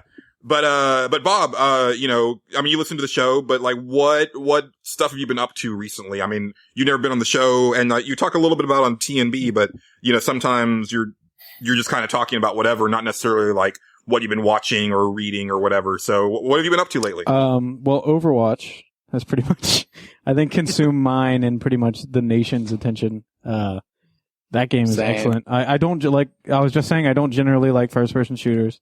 I don't like MMOs at all. I don't like battle arenas, and I don't like games without stories, but Overwatch has captivated me since that I can't really, I don't have an excuse for it. I just really like it. You know, I gotta say, like, real quick as an update, because Patrick's been trying to get me to play it for months. They had a free weekend. Did you check it out? About a week ago. I checked it out, and it's really damn fun. Mm-hmm. They did Sell a really out. good You're job. a sellout. I'll never pick up the sticks with that game. Ever. It's a really good way of getting people into it, and It's $10 off right now too. yeah, I think I want to wait for it to get cheaper. Just because I know my personal tastes. I know I'm not going to end up sinking a ton of time into it, but I told Patrick, like, via text, like, since that weekend ended, I'm like, man, I really want to play some more Overwatch. Well, if you decide to buy it on PS4, dude, I'll play with you. We can have. Oh, dude, I'm about to play with you, Bob. Oh, do you have it on PS4? Oh, yeah, dude. Oh, add me and anyone listening. My PSN is Kim4402. Don't ask. I'm Blueberry Bang Bang, so. That free weekend thing's a pretty smart idea. Yeah, to that get was- people that was invested in your very- games. really smart. It's very smart. But other than that, I mean, I played Dark Souls 3 here and there. I love Dark Souls. I've got a Dark Souls tattoo from my fingers to my armpit. So, and then Dark Souls 3 was exceptional too. I started playing Mount and Blade recently because it really a PS4 port was made. I don't know if have you guys played Mount and Blade? No, Mount I've and heard the Blade. name, but I have no idea what it is. It's essentially like a medieval RPG sword fighting game, but the kind of big draw to it is the battle sizes can become really massive. You start off and you lead like a troop of bandits that are essentially like voluntary guys to join your little band, and you just pay them. But it's hard to describe. The graphics are very crude and the combat is kind of simple. But what makes it really cool is like each time you attack, you have to pick a direction you're attacking in, and you can also block in the same kind of fashion. Like you use the R1 stick and the R1 button and the right stick to do your attacks, and the L1 and the right stick to do your blocks or your parries if you're holding like a two-handed weapon. And then, but you lead your little troops and you get in battles. So like, I'm fairly new to the game, so like my band has only got like 60 or 70 guys in it. But I'll be helping out this lord and this lord fighting these lords, and it's like there'll be like 300 characters on screen fighting at once. Oh, wow. Yeah, and you can there's horsemen and there's archers, so there's like a pretty big strategy element in the sense of where you want to place your troops, but you only control your character and you kind of shout orders and stuff. But it's a PS4 port, and I don't think it was ported very successfully. From what I understand, it plays a lot better on the PC. But it's really cool. I've been playing that. And then as far as things I've been watching and reading, I recently got into Berserk a couple months ago. And it's all I talk about I've been hearing anymore. about this shit for about a month. God damn it. Yeah, I watched that first movie on Netflix, and then I was like, what is this? So then I downloaded the rest of the movies, and I was like, I need more. So I downloaded the whole anime, and I watched all this in like 3 days. And then I was just like, there's books? So I bought all the books, and then I read them all. And Are they similar to the other stuff, or is it a whole new story? It's fairly similar. Are you familiar with Berserk at all? I just know it's like hyper violent medieval. Yeah, it's incredible. But the anime and the movies follow what's called the Golden Age arc, and it's kind of the meat of the story. It's the beginning in a sense. But the books start after that arc, and then it like 4 books are after that arc, and then it flashbacks, and it covers the whole Golden Age arc, and they're like 15 or 20 books or so. And then after that, it goes back to after the initial beginning point, and then it just goes on. But I mean, it was they started writing it in the 80s, so I don't think I can spoil anything at this point. But it's an ongoing series, and it's extremely, extremely violent. It's got really mature elements in a sense, and I watched the film because a lot of people online talk about how Dark Souls was essentially based off of Berserk, and I love Dark Souls. So I was like, well, I gotta check it out. And like many, many artistic elements are taken from Berserk and put into Dark Souls, like a lot of enemy types and like their armors and like weapons they use, and like just the content in a sense is very similar. But the main character is this guy Guts, and he's just like the most fucking badass like anti-hero you've ever seen. He just like doesn't give a shit. This dude is crazy. And essentially the plot of the story is if something bad can happen, it will. And it will on a massive scale. So it's very crazy. I don't know if you're into like medieval fantasy war stuff at all, and gratuitous violence, this is definitely I recommend starting with the films. They're pretty good. But the problem with them is they go from like these really beautiful hand-drawn scenes straight to like ugly CGI scenes. So that's kind of like horrible on the eyes. But if you want to invest the time and money into it, the books are exceptional. Like I loved the movie, and then I loved the anime, and the books are even better. They're really, really excellent. Yeah, I've been thinking about it because I got Netflix now. My girlfriend put her account on my TV, but it's just like one of those that I haven't gotten to yet since I'm still working through Attack on Titan. I got about 4 more episodes or so. Attack on Titan is really excellent also. Fucking tight, dude. But Berserk is way better. That wasn't a joke. I love that show. The film is like the films are like an hour and a half long. They're pretty short, but there's 3 of them that make up the arc. But they essentially summarize like 10 books, so you're not getting everything, but you get the meat. So are the movies just kind of a recap of what the anime was, or are they separate from the anime? They're both based off the manga, and they're pretty accurate. Very little has changed. Is it the Cliff Notes? Yeah, it's like the Cliff Notes of the manga. Okay, that's what I was but the wondering. anime, they tend to do that a lot with anime. Yeah, well, the anime series was like 30 or 40 episodes, and it even left out a lot. And then the films left out even more, but they're the quality of animation is significantly higher since it's like 25 years newer. But right. I don't know.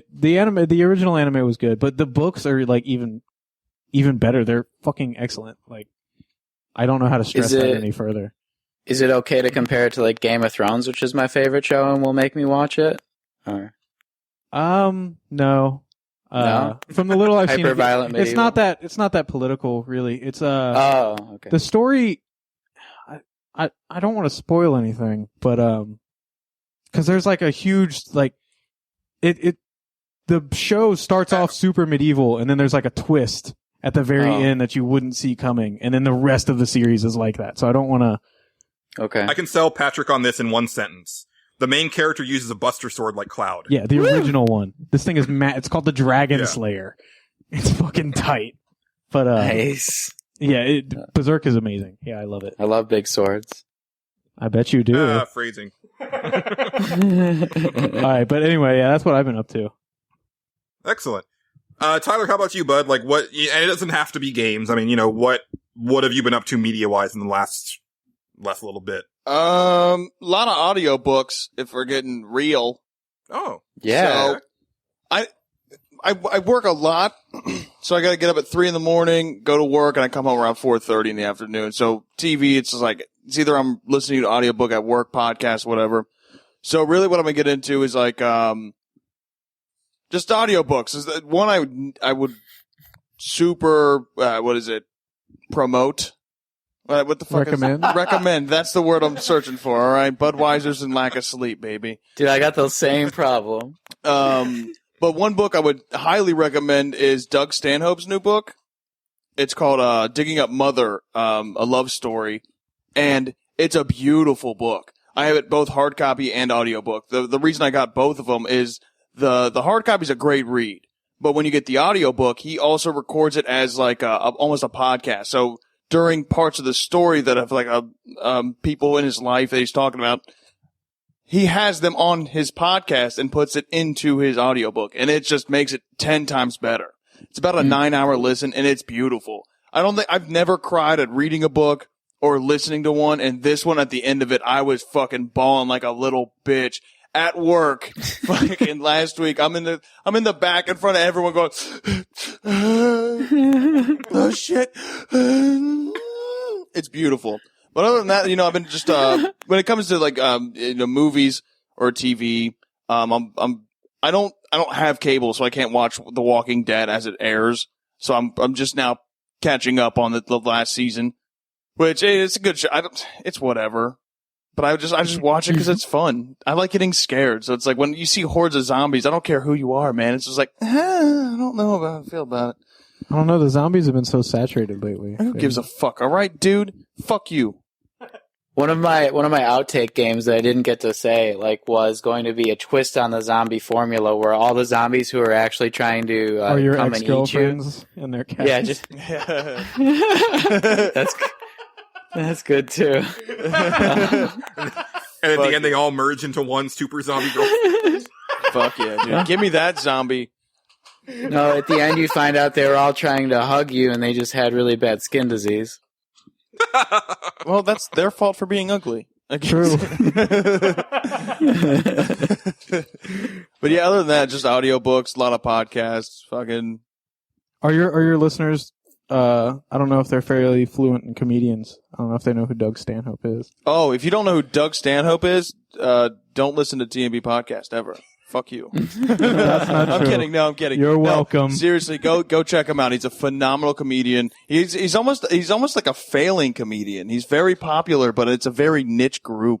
And he's very political, very smart. Oh, he's total alcoholic too. He's awesome. Wasn't he the one who replaced, was it Adam? Yeah, Carolla on the Man Show. Yeah, they only did like 8. Yeah. And it's in that book too. They said he filmed like 22 episodes, him and Joe Rogan, and they only aired 8 of them because they were so fucking bad because the producers of the show would not let them air the shit that they wrote because it was just too graphic. Oh man. Little video game sidekick. I'm sure this is common knowledge to everybody. But didn't the Man Show, that game that came on the Xbox, it would have like girls flashing their tits if you answered the questions right. Well, apparently, after the game released, they found out one of the girls was underage. And they I don't know whatever happened with that, but I've heard that. Yeah, actually, the game got pulled from shelves, so it's probably it was the guy game. Oh, it was the guy game, not the Man Show. Yeah. Okay. Yeah, how dare you And, spoil the name of the Man Show? My bad. But yeah, it was like I never played it, but I remember it being in a Game Informer. The same thing with like that fucking what was the late night bullshit you would see on TV? Girls Gone Wild. Girls Gone Wild. Didn't the fucking dude like get sued and to oblivion and then arrested? He got arrested for filming underage girls. Really? Yeah, totally. And here I am waiting for the next installment. Were those even pornos, or was got it his just girls subscription. flashing their boobies? No, I think it evolved because I remember finding one of my dad's, and Was it an actual porno? Yeah, there was like they brought them on their tour bus, and I just remember the one scene where these 2 girls just started fucking heavy, and I'm like, all right, dude, I'm 14, this shit is dope. I really want to break into my old house that I grew up in because I hid it in one of the vents. And I want to See if it's still see there. if it's still there.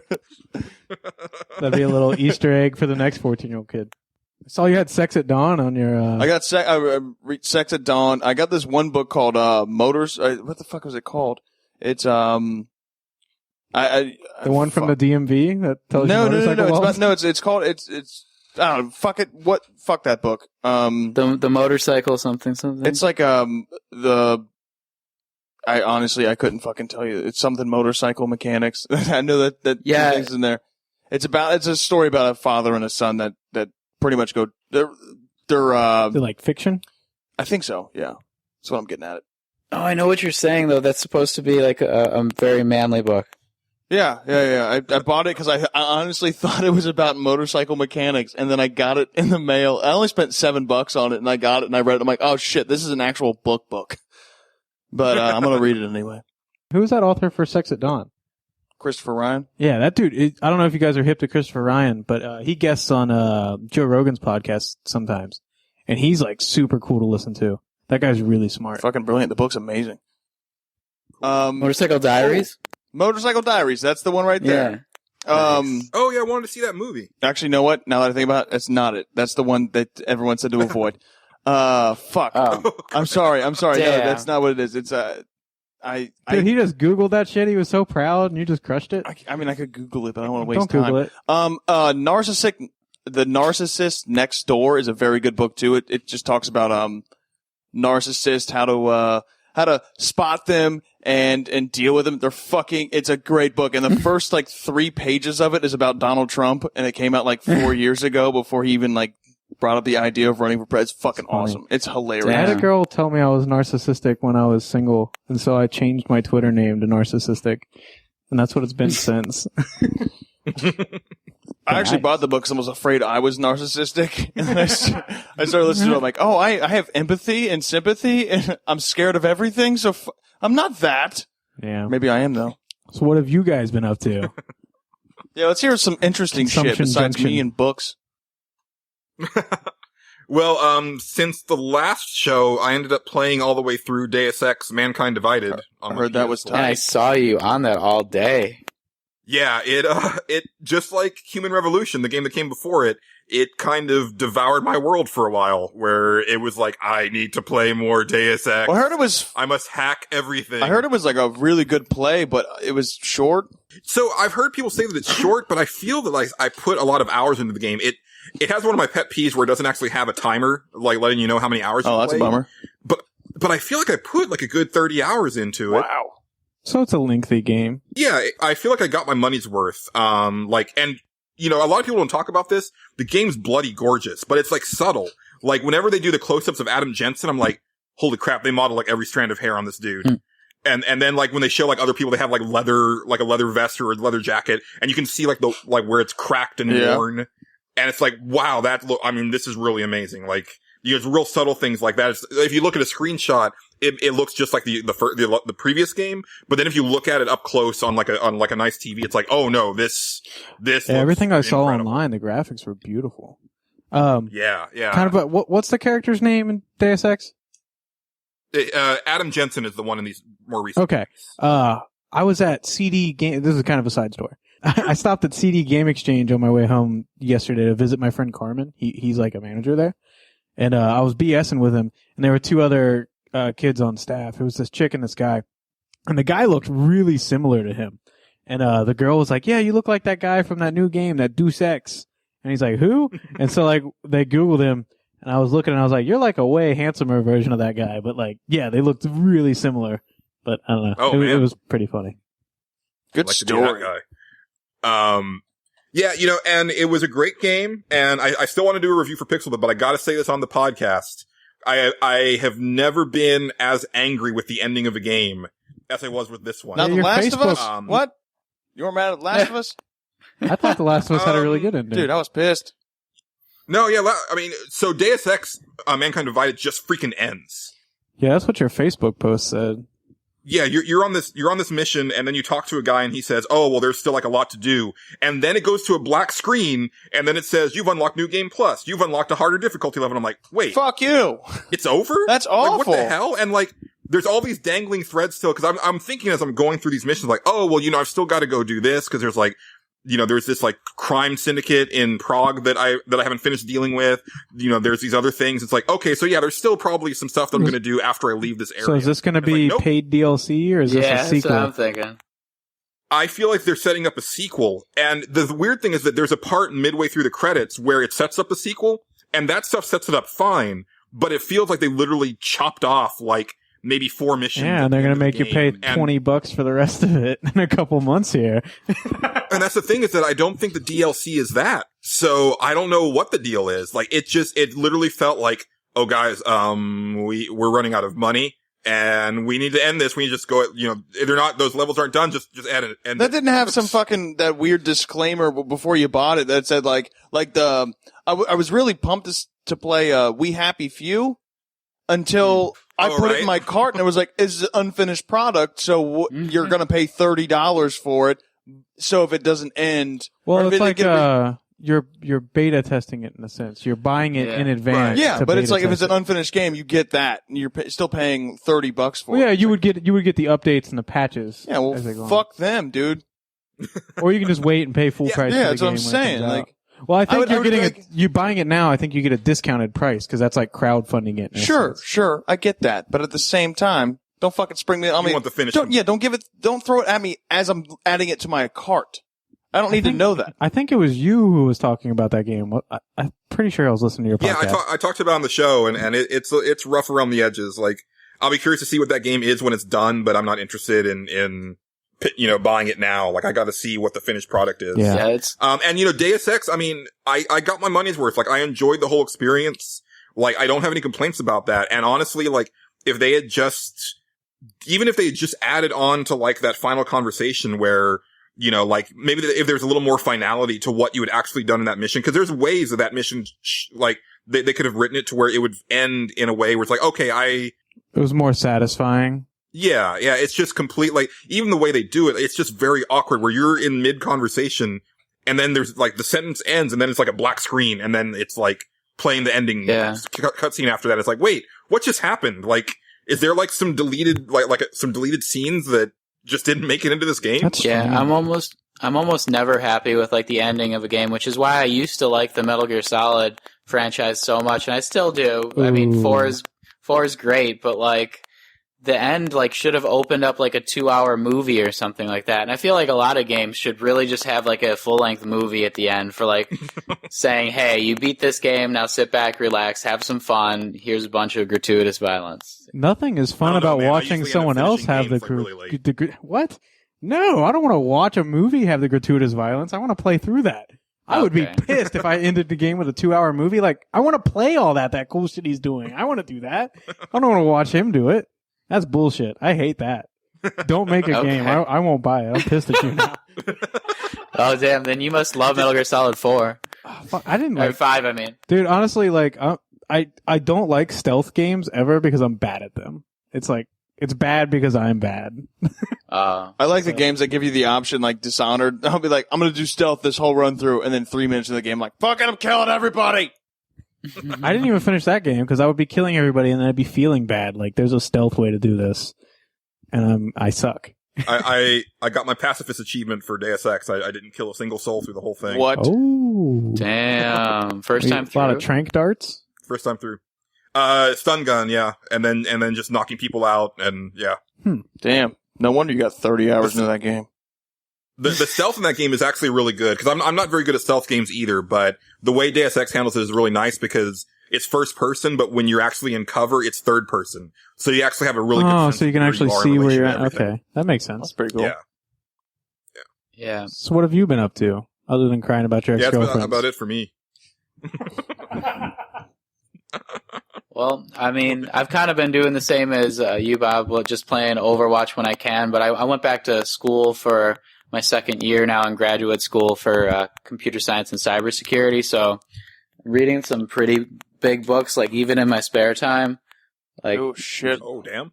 Reading this book called Code Hackers. You guys can't see, but this thing is like thicker than his head. This thing is massive. And my head's big, too. He's got that is a big-ass jowls. book, dude. I see that, and I'm like, you know what? Fuck it, dude. I can't read no more. Well, it's a comprehensive history of the secret communication from the ancient times to the internet, and it has like all these different like ciphers and like patterns that people used to make in the first encryption devices and stuff like that in World War II. Yeah, but it starts like all the way like BC, like where people were first trying to hide language and stuff like that. And really, it's just awesome to read through it. I'm gonna use it for a paper in one of my classes about info security management, but besides that, I have to like read the books that are actually for class too. And with those things all together, I haven't really been able to play much video games. Yeah. But you've been getting your Overwatch on when you can. Yeah, I do that. And I did buy Alienation on this PlayStation sale last week. If you guys heard of this twin stick shooter.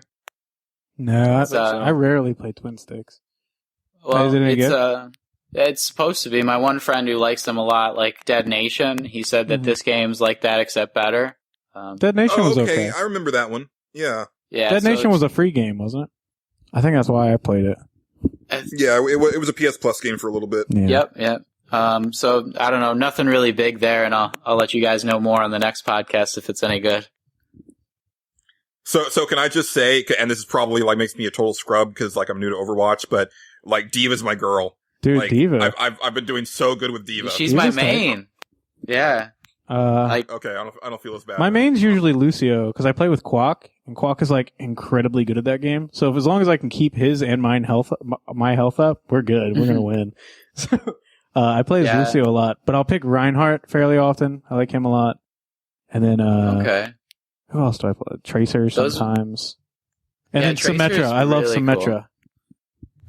Man, Symmetra used to be great, like when her turrets like actually had to be hit down, but now they just like if you even touch them, they're dead. And their damage was decreased by 30%.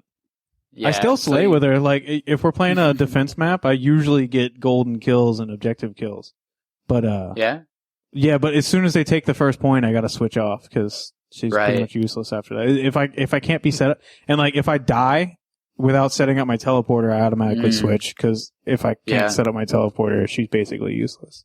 Yeah, I gotta remember to switch when I die because I've definitely like hurt my team by like just trying to get back there really fast and she can't move fast. That, and then when you get back there, you don't have enough time to set up, and she's not. Right. She's fairly effective without her turrets. Like if you're fighting like a bad Lucio who just jumps around a lot, or a Zenyatta who can't aim very well, but that's about all you're gonna kill. So yeah. But if you have turrets, you can slay tanks very quickly. Yeah, I loved it when I got that car wash achievement for getting all 6 turrets and my other shot on somebody at the same time. Like when they went through that big door in Hanamura, it's just like so satisfying. I think Symmetra is most effective on that Temple of Anubis level, because I would tell, like, anytime I've got a team that actually talks with their mics, I'll be like, all of you guys cover the left, I'll get that right flank. It's left if you're attacking, but right if you're defending, where you got to go through those 2 rooms. I was like, I'll get that by myself. Like, not even a Genji can get through there when I've got all my fucking turrets in there. So I'm going to fucking slay you if you come that way. And I'll take out 3 or 4 guys before they even start breaking my turrets. But, she's very situational, so that's unfortunately why she's not my favorite. I'm gonna have to try that. I've been playing a lot as Diva because I was in this group of like 6 people that I sort of like haphazardly put together in the first season's placement matches, and then we like started playing together a lot. But it was weird. I finally felt the toxicity in Overwatch's community recently. There was like a girl in our group, and then I was like the 6th person, like, and then someone got me mixed up with someone else, and someone got this girl mixed up with another girl, and like the 2 of us sort of got mad at them because like we had introduced them all to each other, and then they were like, oh, I'm sorry, we got these other people who are better. And it's like, no, but we're not the people who you were saying. I didn't just die there.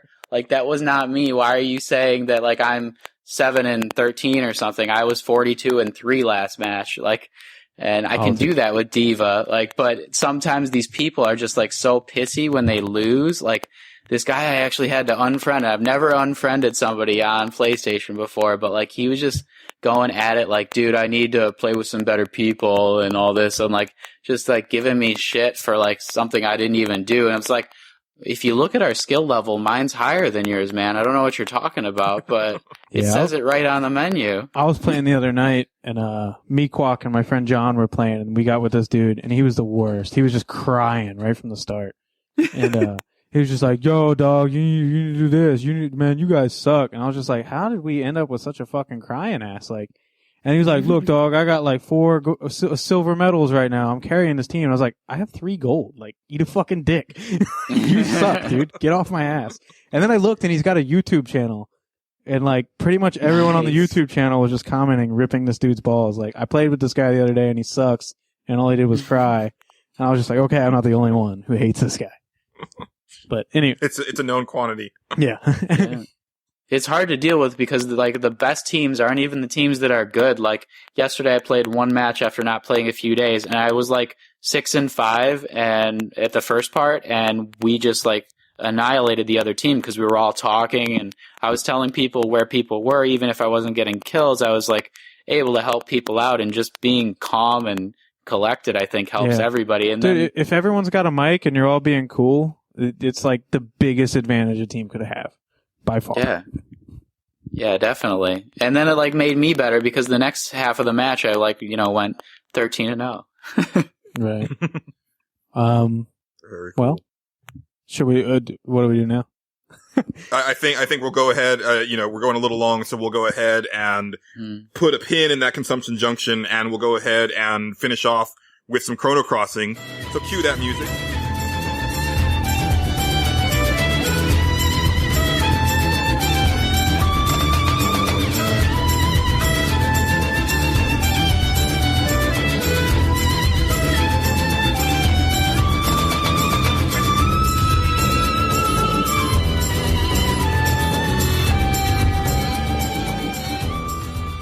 So yeah, we are Chrono Crossing back to 2007, which is kind of crazy to think that like these games are almost 10 years old. Yeah.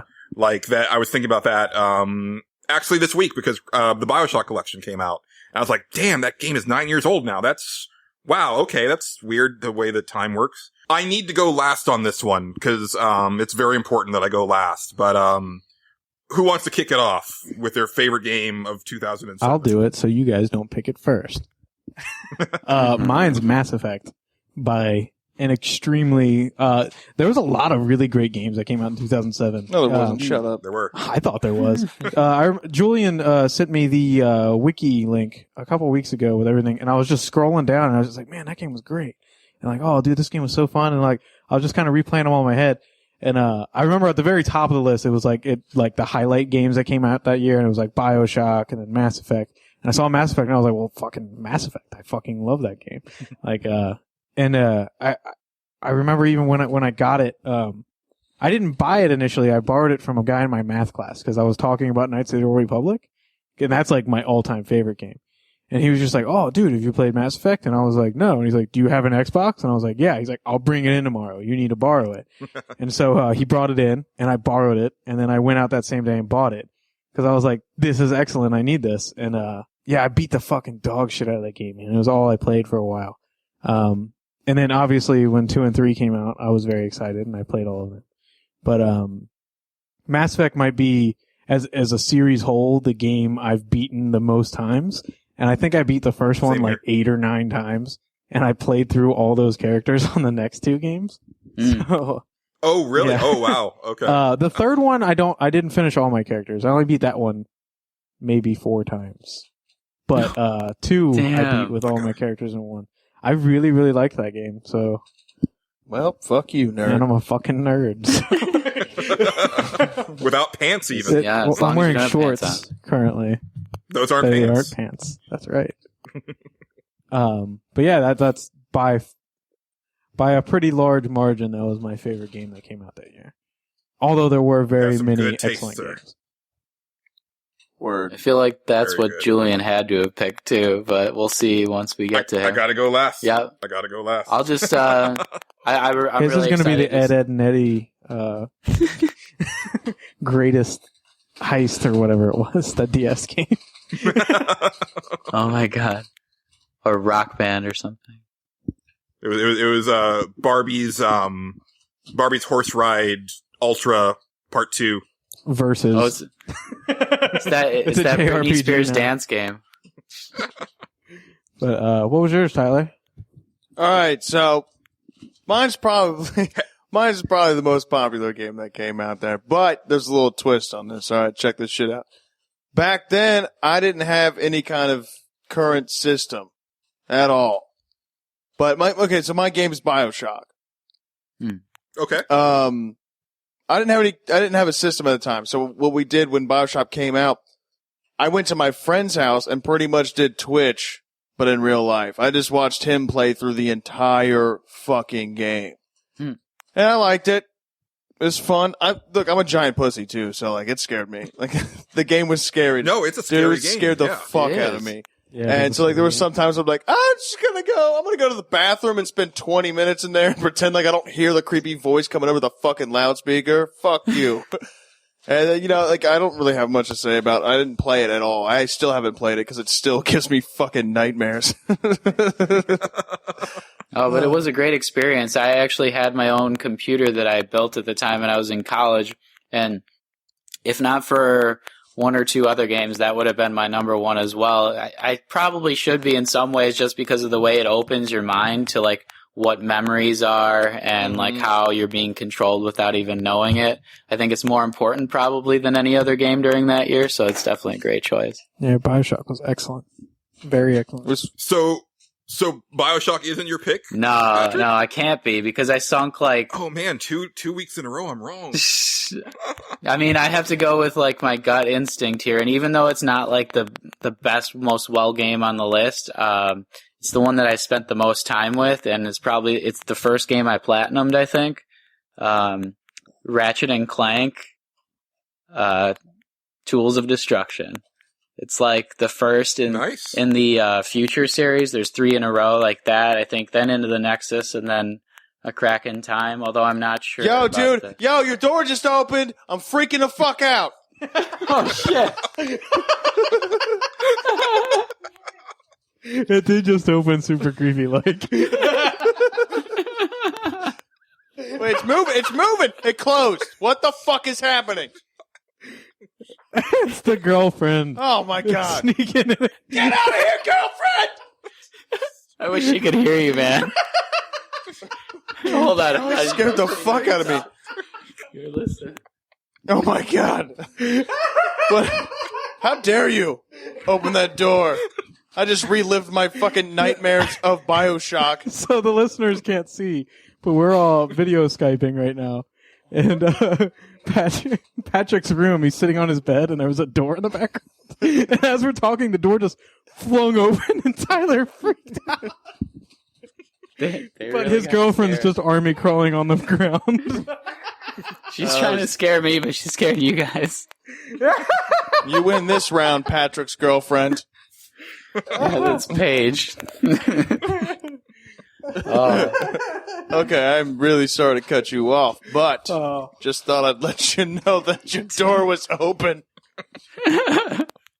No, thanks for letting me know that. That was super Calls creepy. coming from inside the house. Dude, what if Patrick just got murdered and we saw it? That would be fucking crazy. Oh my god, there was like some drill rap going on or something like that where they talk about the violence as they do it. So real talk, would you still upload the episode like The Crow and shit, or would you not release it?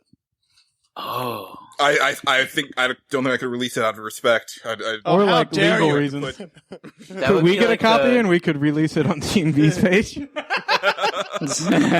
Because we'll like do our little pre-ramble and we're like, oh, so a guy gets murdered in this? Just so you Like guys literally know. murdered. Like we're not joking. The guy gets Like, killed. We saw I know it. you guys normally think Would we're joking, would but this murder go unreported, or would we call 911? I think we'd call 911. I have my phone. I would call 911. I'd call 911 and be like, hey, I need 911 for Chicago. But I don't even know where you Thanks. live. Now, would you call 911 before or after you uploaded the video? Well, we're not taking video. Probably before, because I don't want No, the lawyers yeah, to take it the audio. down. I would call during. Okay, Like, make sure you start screen capping this. I'm going to call the cops. All right, so That's good, yeah. you're getting into your game. That's All right, teamwork. anyway, sorry for that. I was freaking out. The door was scary. It's okay. What was your game, Patrick? Ratchet and Clank, Future, Oh, yeah, that's Tools right, of yeah. Destruction. Dude, my fucking roommate So- would love you. So I don't even like beat games more than once usually. In this game, I beat 3 times or 4 times. I'm not sure which. I think it was 4 actually. I don't even know why. Like the last time, I didn't even have to do anything. But like, there's so many different secrets in the game that you can unlock, and all these different bolts you gotta collect. And there's like a secret area at the end of the game you can get to. I think that made me want to get everything just because you're like in a Pixar movie, and I love that whole vibe that they put off. It has like the best graphics, at least at the time, on the system. Although I did have like an ultra powered PC, so I did see BioShock 2, and there's just, I don't know, it's something different for me, like being able to live in a cartoon than like versus like living in real life. Maybe it's the escapist in me, but I like the idea of like being in that world a little bit more than, I don't know, like a real world. It's just like such good platforming. You have Clank on your back and you jump around like a helicopter, like floating. There's all these cool weapons you can use, like a disco ball that makes everybody dance and then you could shoot them, or the Rhino, which is one of my favorite guns in all the games, which just starts playing like the 1812 Overture as you're shooting everything to shit, and it works like on every single kind of enemy, like one or a bunch. And there's like Mr. Zircon, who's a great, like, over your shoulder, he's gonna help you kill stuff too. But like overall, it's just like the funniest game. It's like the only game that really makes me laugh. Like, I don't even know like all the different ways it makes me laugh. Just like the little characters that are running around, or did you play the new South Park game? Because that game was hilarious. Oh yeah, South Park's awesome. I almost consider that like just an extension of the TV show, though. Oh yeah.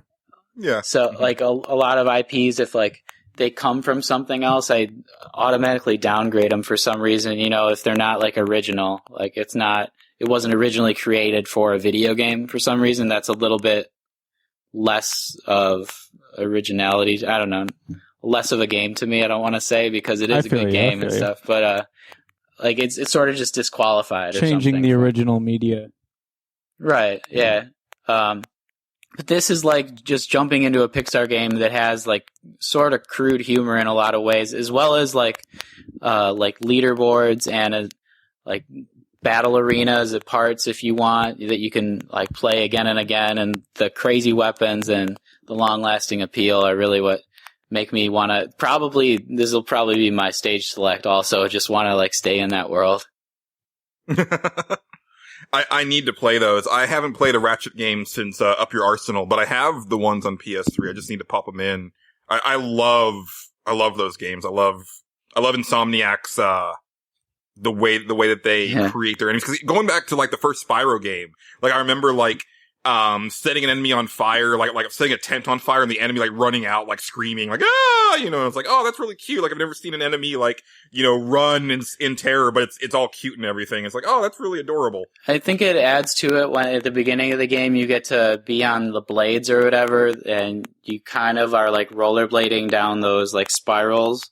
That there's like that whole like quality where you're just like gliding on the rails and like jumping from place to place, and it's so intuitive, yet like you are in that cartoony other world that you just get transported so quickly, and it's like you're this little Lombax and this like, sort of like part that's inside of you come to life. I'm not even sure if I really liked those games so much until I started playing the future games, to be honest, because I played a lot of the other ones, the early ones, and I didn't finish some of them. I mean, I played them all, I think.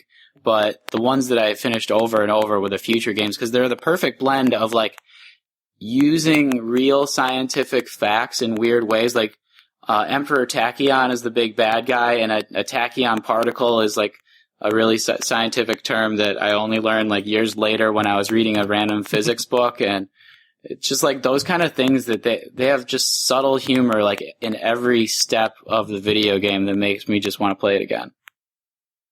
Nice. Well, cool, yeah. It's an excellent choice. It's a great Very choice. Surprising one. Well, not surprising. I just forgot that came out that year. I didn't even see it on that list. Yeah, I had to go way down. Yeah. Awesome.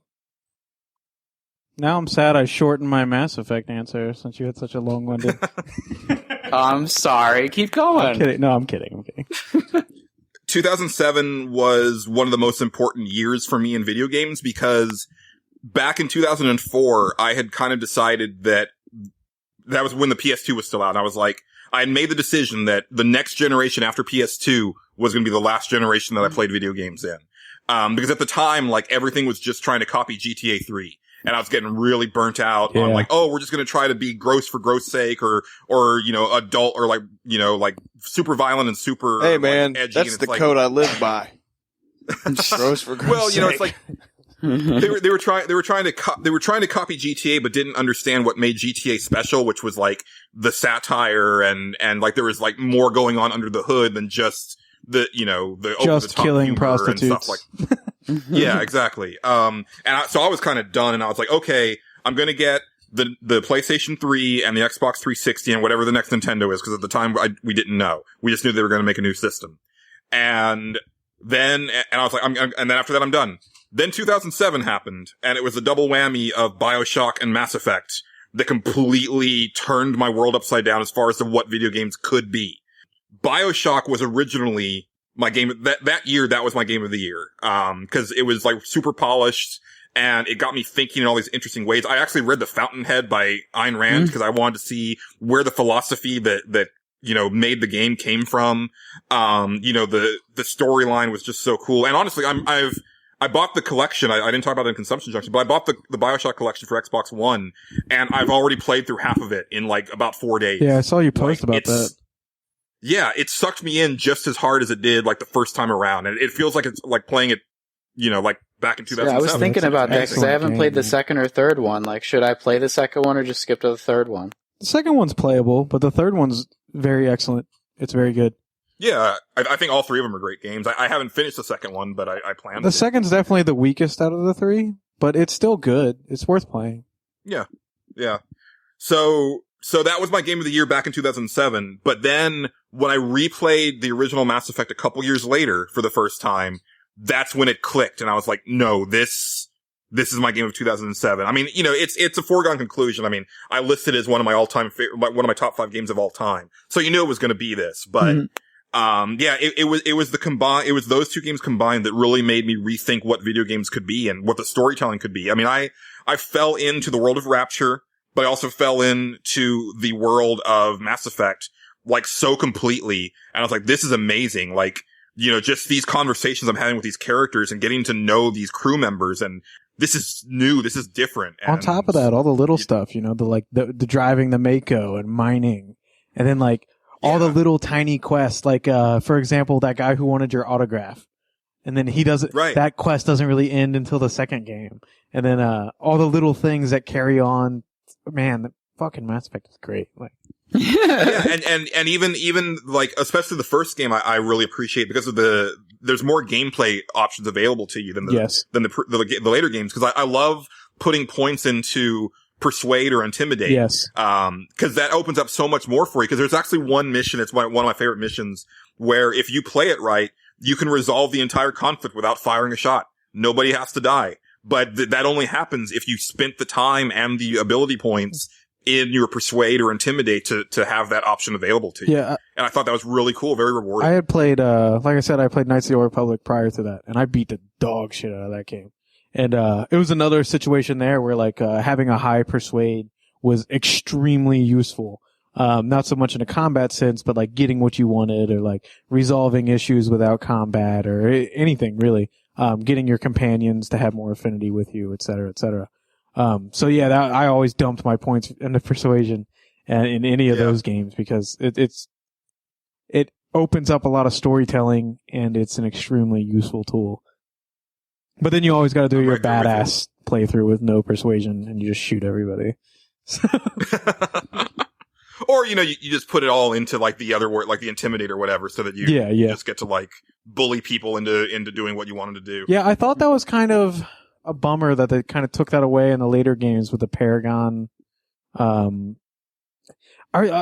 know you mentioned this before when you were talking about Dragon Age, but I think it applies to Mass Effect as well. Whereas you said like when Inquisition came out and they were like, you can fully customize your character's armors, and you're like, well, that was in the first game. Like, you took shit away and then you gave it back like it was a new feature. I felt like Mass Effect went through a little bit of that. Not to the same degree that Dragon Age did. Whereas like Origins was excellent, 2 was a bastard, and 3 was playable. But like, I loved every Mass Effect game. But yeah, they definitely took stuff out with future installments that I thought was better left in.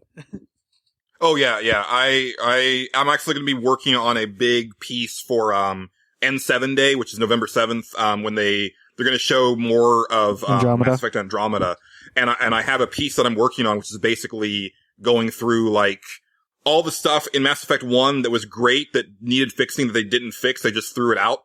And I want to talk about like, this is the stuff that you should have been working on, but you just removed it from the series completely. And, let's go back to this. Yeah. I'll be excited to read that because I feel the same way about a lot of things. Cool. Yeah. I'll like to get your input on it after it comes out. We got a few entries, from the listeners. Oh, real quick. I'm not going to read his whole thing, but, Angelo did pick BioShock. So one of the three actually did pick it. I thought for sure it was going to be Angelo and Patrick. So we still haven't had a situation on Chrono Crossing where two or more of us have picked the same game. It's going to happen at some point, I'm sure. But I thought for sure it would have been BioShock. Final Fantasy VI. Our buddy, we'll see. Spoilers. We'll get to it. Xrian, says, and again, this is why I love this section because we get so many weird, cool entries. Xrian says Earth Defense Force 2017. Oh my god. Ooh, that's where you're wrong, kiddo. He says, I really wanted to say Odin Sphere here, but EDF was so much pure fun. My fondness could be due to co-oping every lunch break with my best friend for weeks. It was a cheesy B-movie third-person shooter, and I wouldn't have it any other way. That game's a lot of fun. It's janky as hell, and I don't know, I can't follow you on that path, Xrian, but I appreciate your, He knows that BioShock and Mass Effect came out that year, right? And so. Portal? So. Like, come on. And Portal, yeah, like, there were good options, and you chose Bud Light. Sorry to cut your balls there. No, we love it. Oh damn, okay, that's actually the last one. Transmet, he had like 3 selections and he couldn't choose one, and you have to choose one. But he said that they were 3 games that are on his top 10 list of all time, and I know 2 of them were BioShock and Ratchet and Clank. I forget what the third one was, but he just never got back to me with an actual choice. So that's all we've got this episode. But as always, we love your input for Chrono Crossing. Next episode will be going back to 2006, full 10 years in the past. So let us know over at NWP Cast on Twitter or over at pixelbit.com in the comments section. But that's going to do it for Chrono Crossing.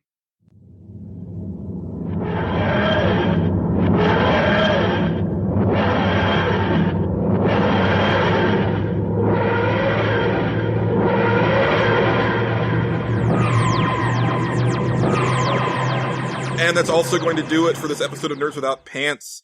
Tyler and Bob, thank you so much for hanging in there. Dude, being on the show. I can't tell you how much it was a pleasure for me to talk to you live on this motherfucking Skype. I've been talking to you on Twitter and then talking to you, through my podcast.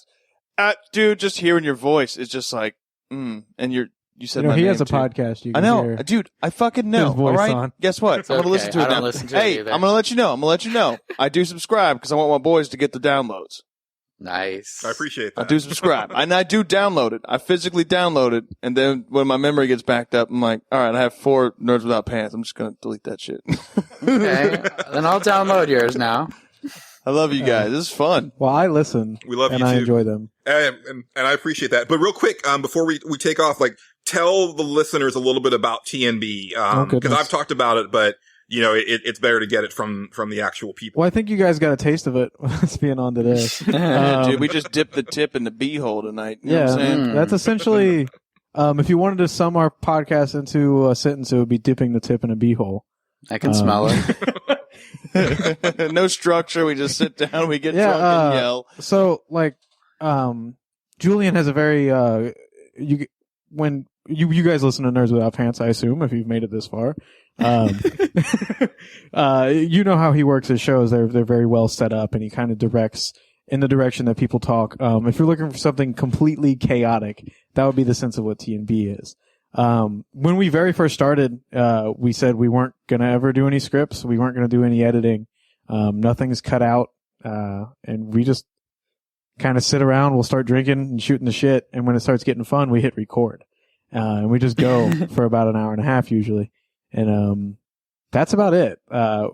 We've had a lot of cool guests on. We've had guys that are musicians, comedians, other podcasters. Drug dealers. Hey, we cut that out of a podcast once. Yeah, we actually, the only edit we ever did, this guy was like, all right, so, because he came on, we knew he was a drug dealer, and then he was like, "Hey, let's not bring up me dealing drugs." And we're like, "Okay, that's fine." And then we're like 5 minutes into the podcast, and he's like, "So I was driving to Atlanta with like 10 pounds of ecstasy," and we're like, "We're recording." Like, like you said, not. So we got to cut all that. We just had a bunch of. God damn it. So that was the only time we've made an edit, but Because we love our friends yeah, and their freedom. we've had other times where guys come on and they'll like shit talk somebody, and then like the next day they'll be like, "Hey, can you guys cut that part out?" And we're like, "No, we told you we don't edit. We're serious." Sorry, you name dropped somebody, but it's on there now. So yeah, I mean, it's just us being drunk, and sometimes I don't know. Sometimes we have intelligent discussion. Sometimes, usually, it's just dick and butt talk. So if you guys are into that, head our way. I'm on there. It's the combination of the two that keeps me coming back every week because it's a lot of fun. Yeah, and I do a little bit of like video game and Star Wars talk over there, but it's not a whole lot. Tyler doesn't. And I do a lot of video game and Star Wars shit talk over there. So. Nice. So yeah, but definitely keep listening to NWP. You guys are putting on a great show. So well, thank you. Yeah, it was a lot of fun to have you guys. Yeah, it's an honor to be on, man. Awesome. Thanks for having us. Yeah, I hope we can all be in one real room sometime. Yeah, I mean, someday. I was serious. Like, I've got a house if you guys want to come crash. But I would also be super down to come hang out in Chicago if you're hosting, by the way. Yeah, it got a house. I mean, it's not a house, but it's a flat, and there's a bed. Yeah, I mean, I'm cool with whatever. I'll get a hotel. And Tyler's already said on air that he's coming down to watch some Inspire Pro Wrestling with You're me. goddamn right I am, baby. Dude, Fuck yeah. Actually, since you introduced me to like your area, I've been looking around at mine and I found we got one locally. I'm about to go to one of those shows, see what's up. Nice. Looks like fun. I met somebody at work who indie wrestling. I met this guy I've been shadowing at work, I guess, did indie wrestling. And he was like talking about how great it is. And he was just like, "Yeah, man, you should come with me sometime." And I was just like, "I'd go, but I don't know that I would go with you." Like, but all right. But I assume you want to wrap it up. We're like way over 2 hours, so. Yeah, that's going to go ahead and do it. Again, Tyler and Bob, thank you so much for being on. It was a blast. Yeah. You can always find all of us on the Twitter. Patrick? I'm at some boss. Bob? I'm at BG Bronson, and then TnB Podcast is at TnB Pod. Tyler? At Tyler Barge. I'm creative as fuck. I was thinking that. And It used to be Tidal Wave. you can find me at Julian_Titus. And again, you can find the show at NWP Cast. As always, for myself, Patrick, Angelo convalescing at home, Tyler and Bob, thank you for listening, and keep it pantsless, Internet.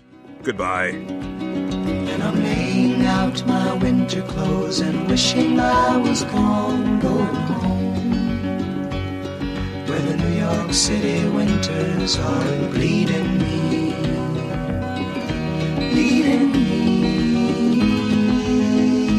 going home.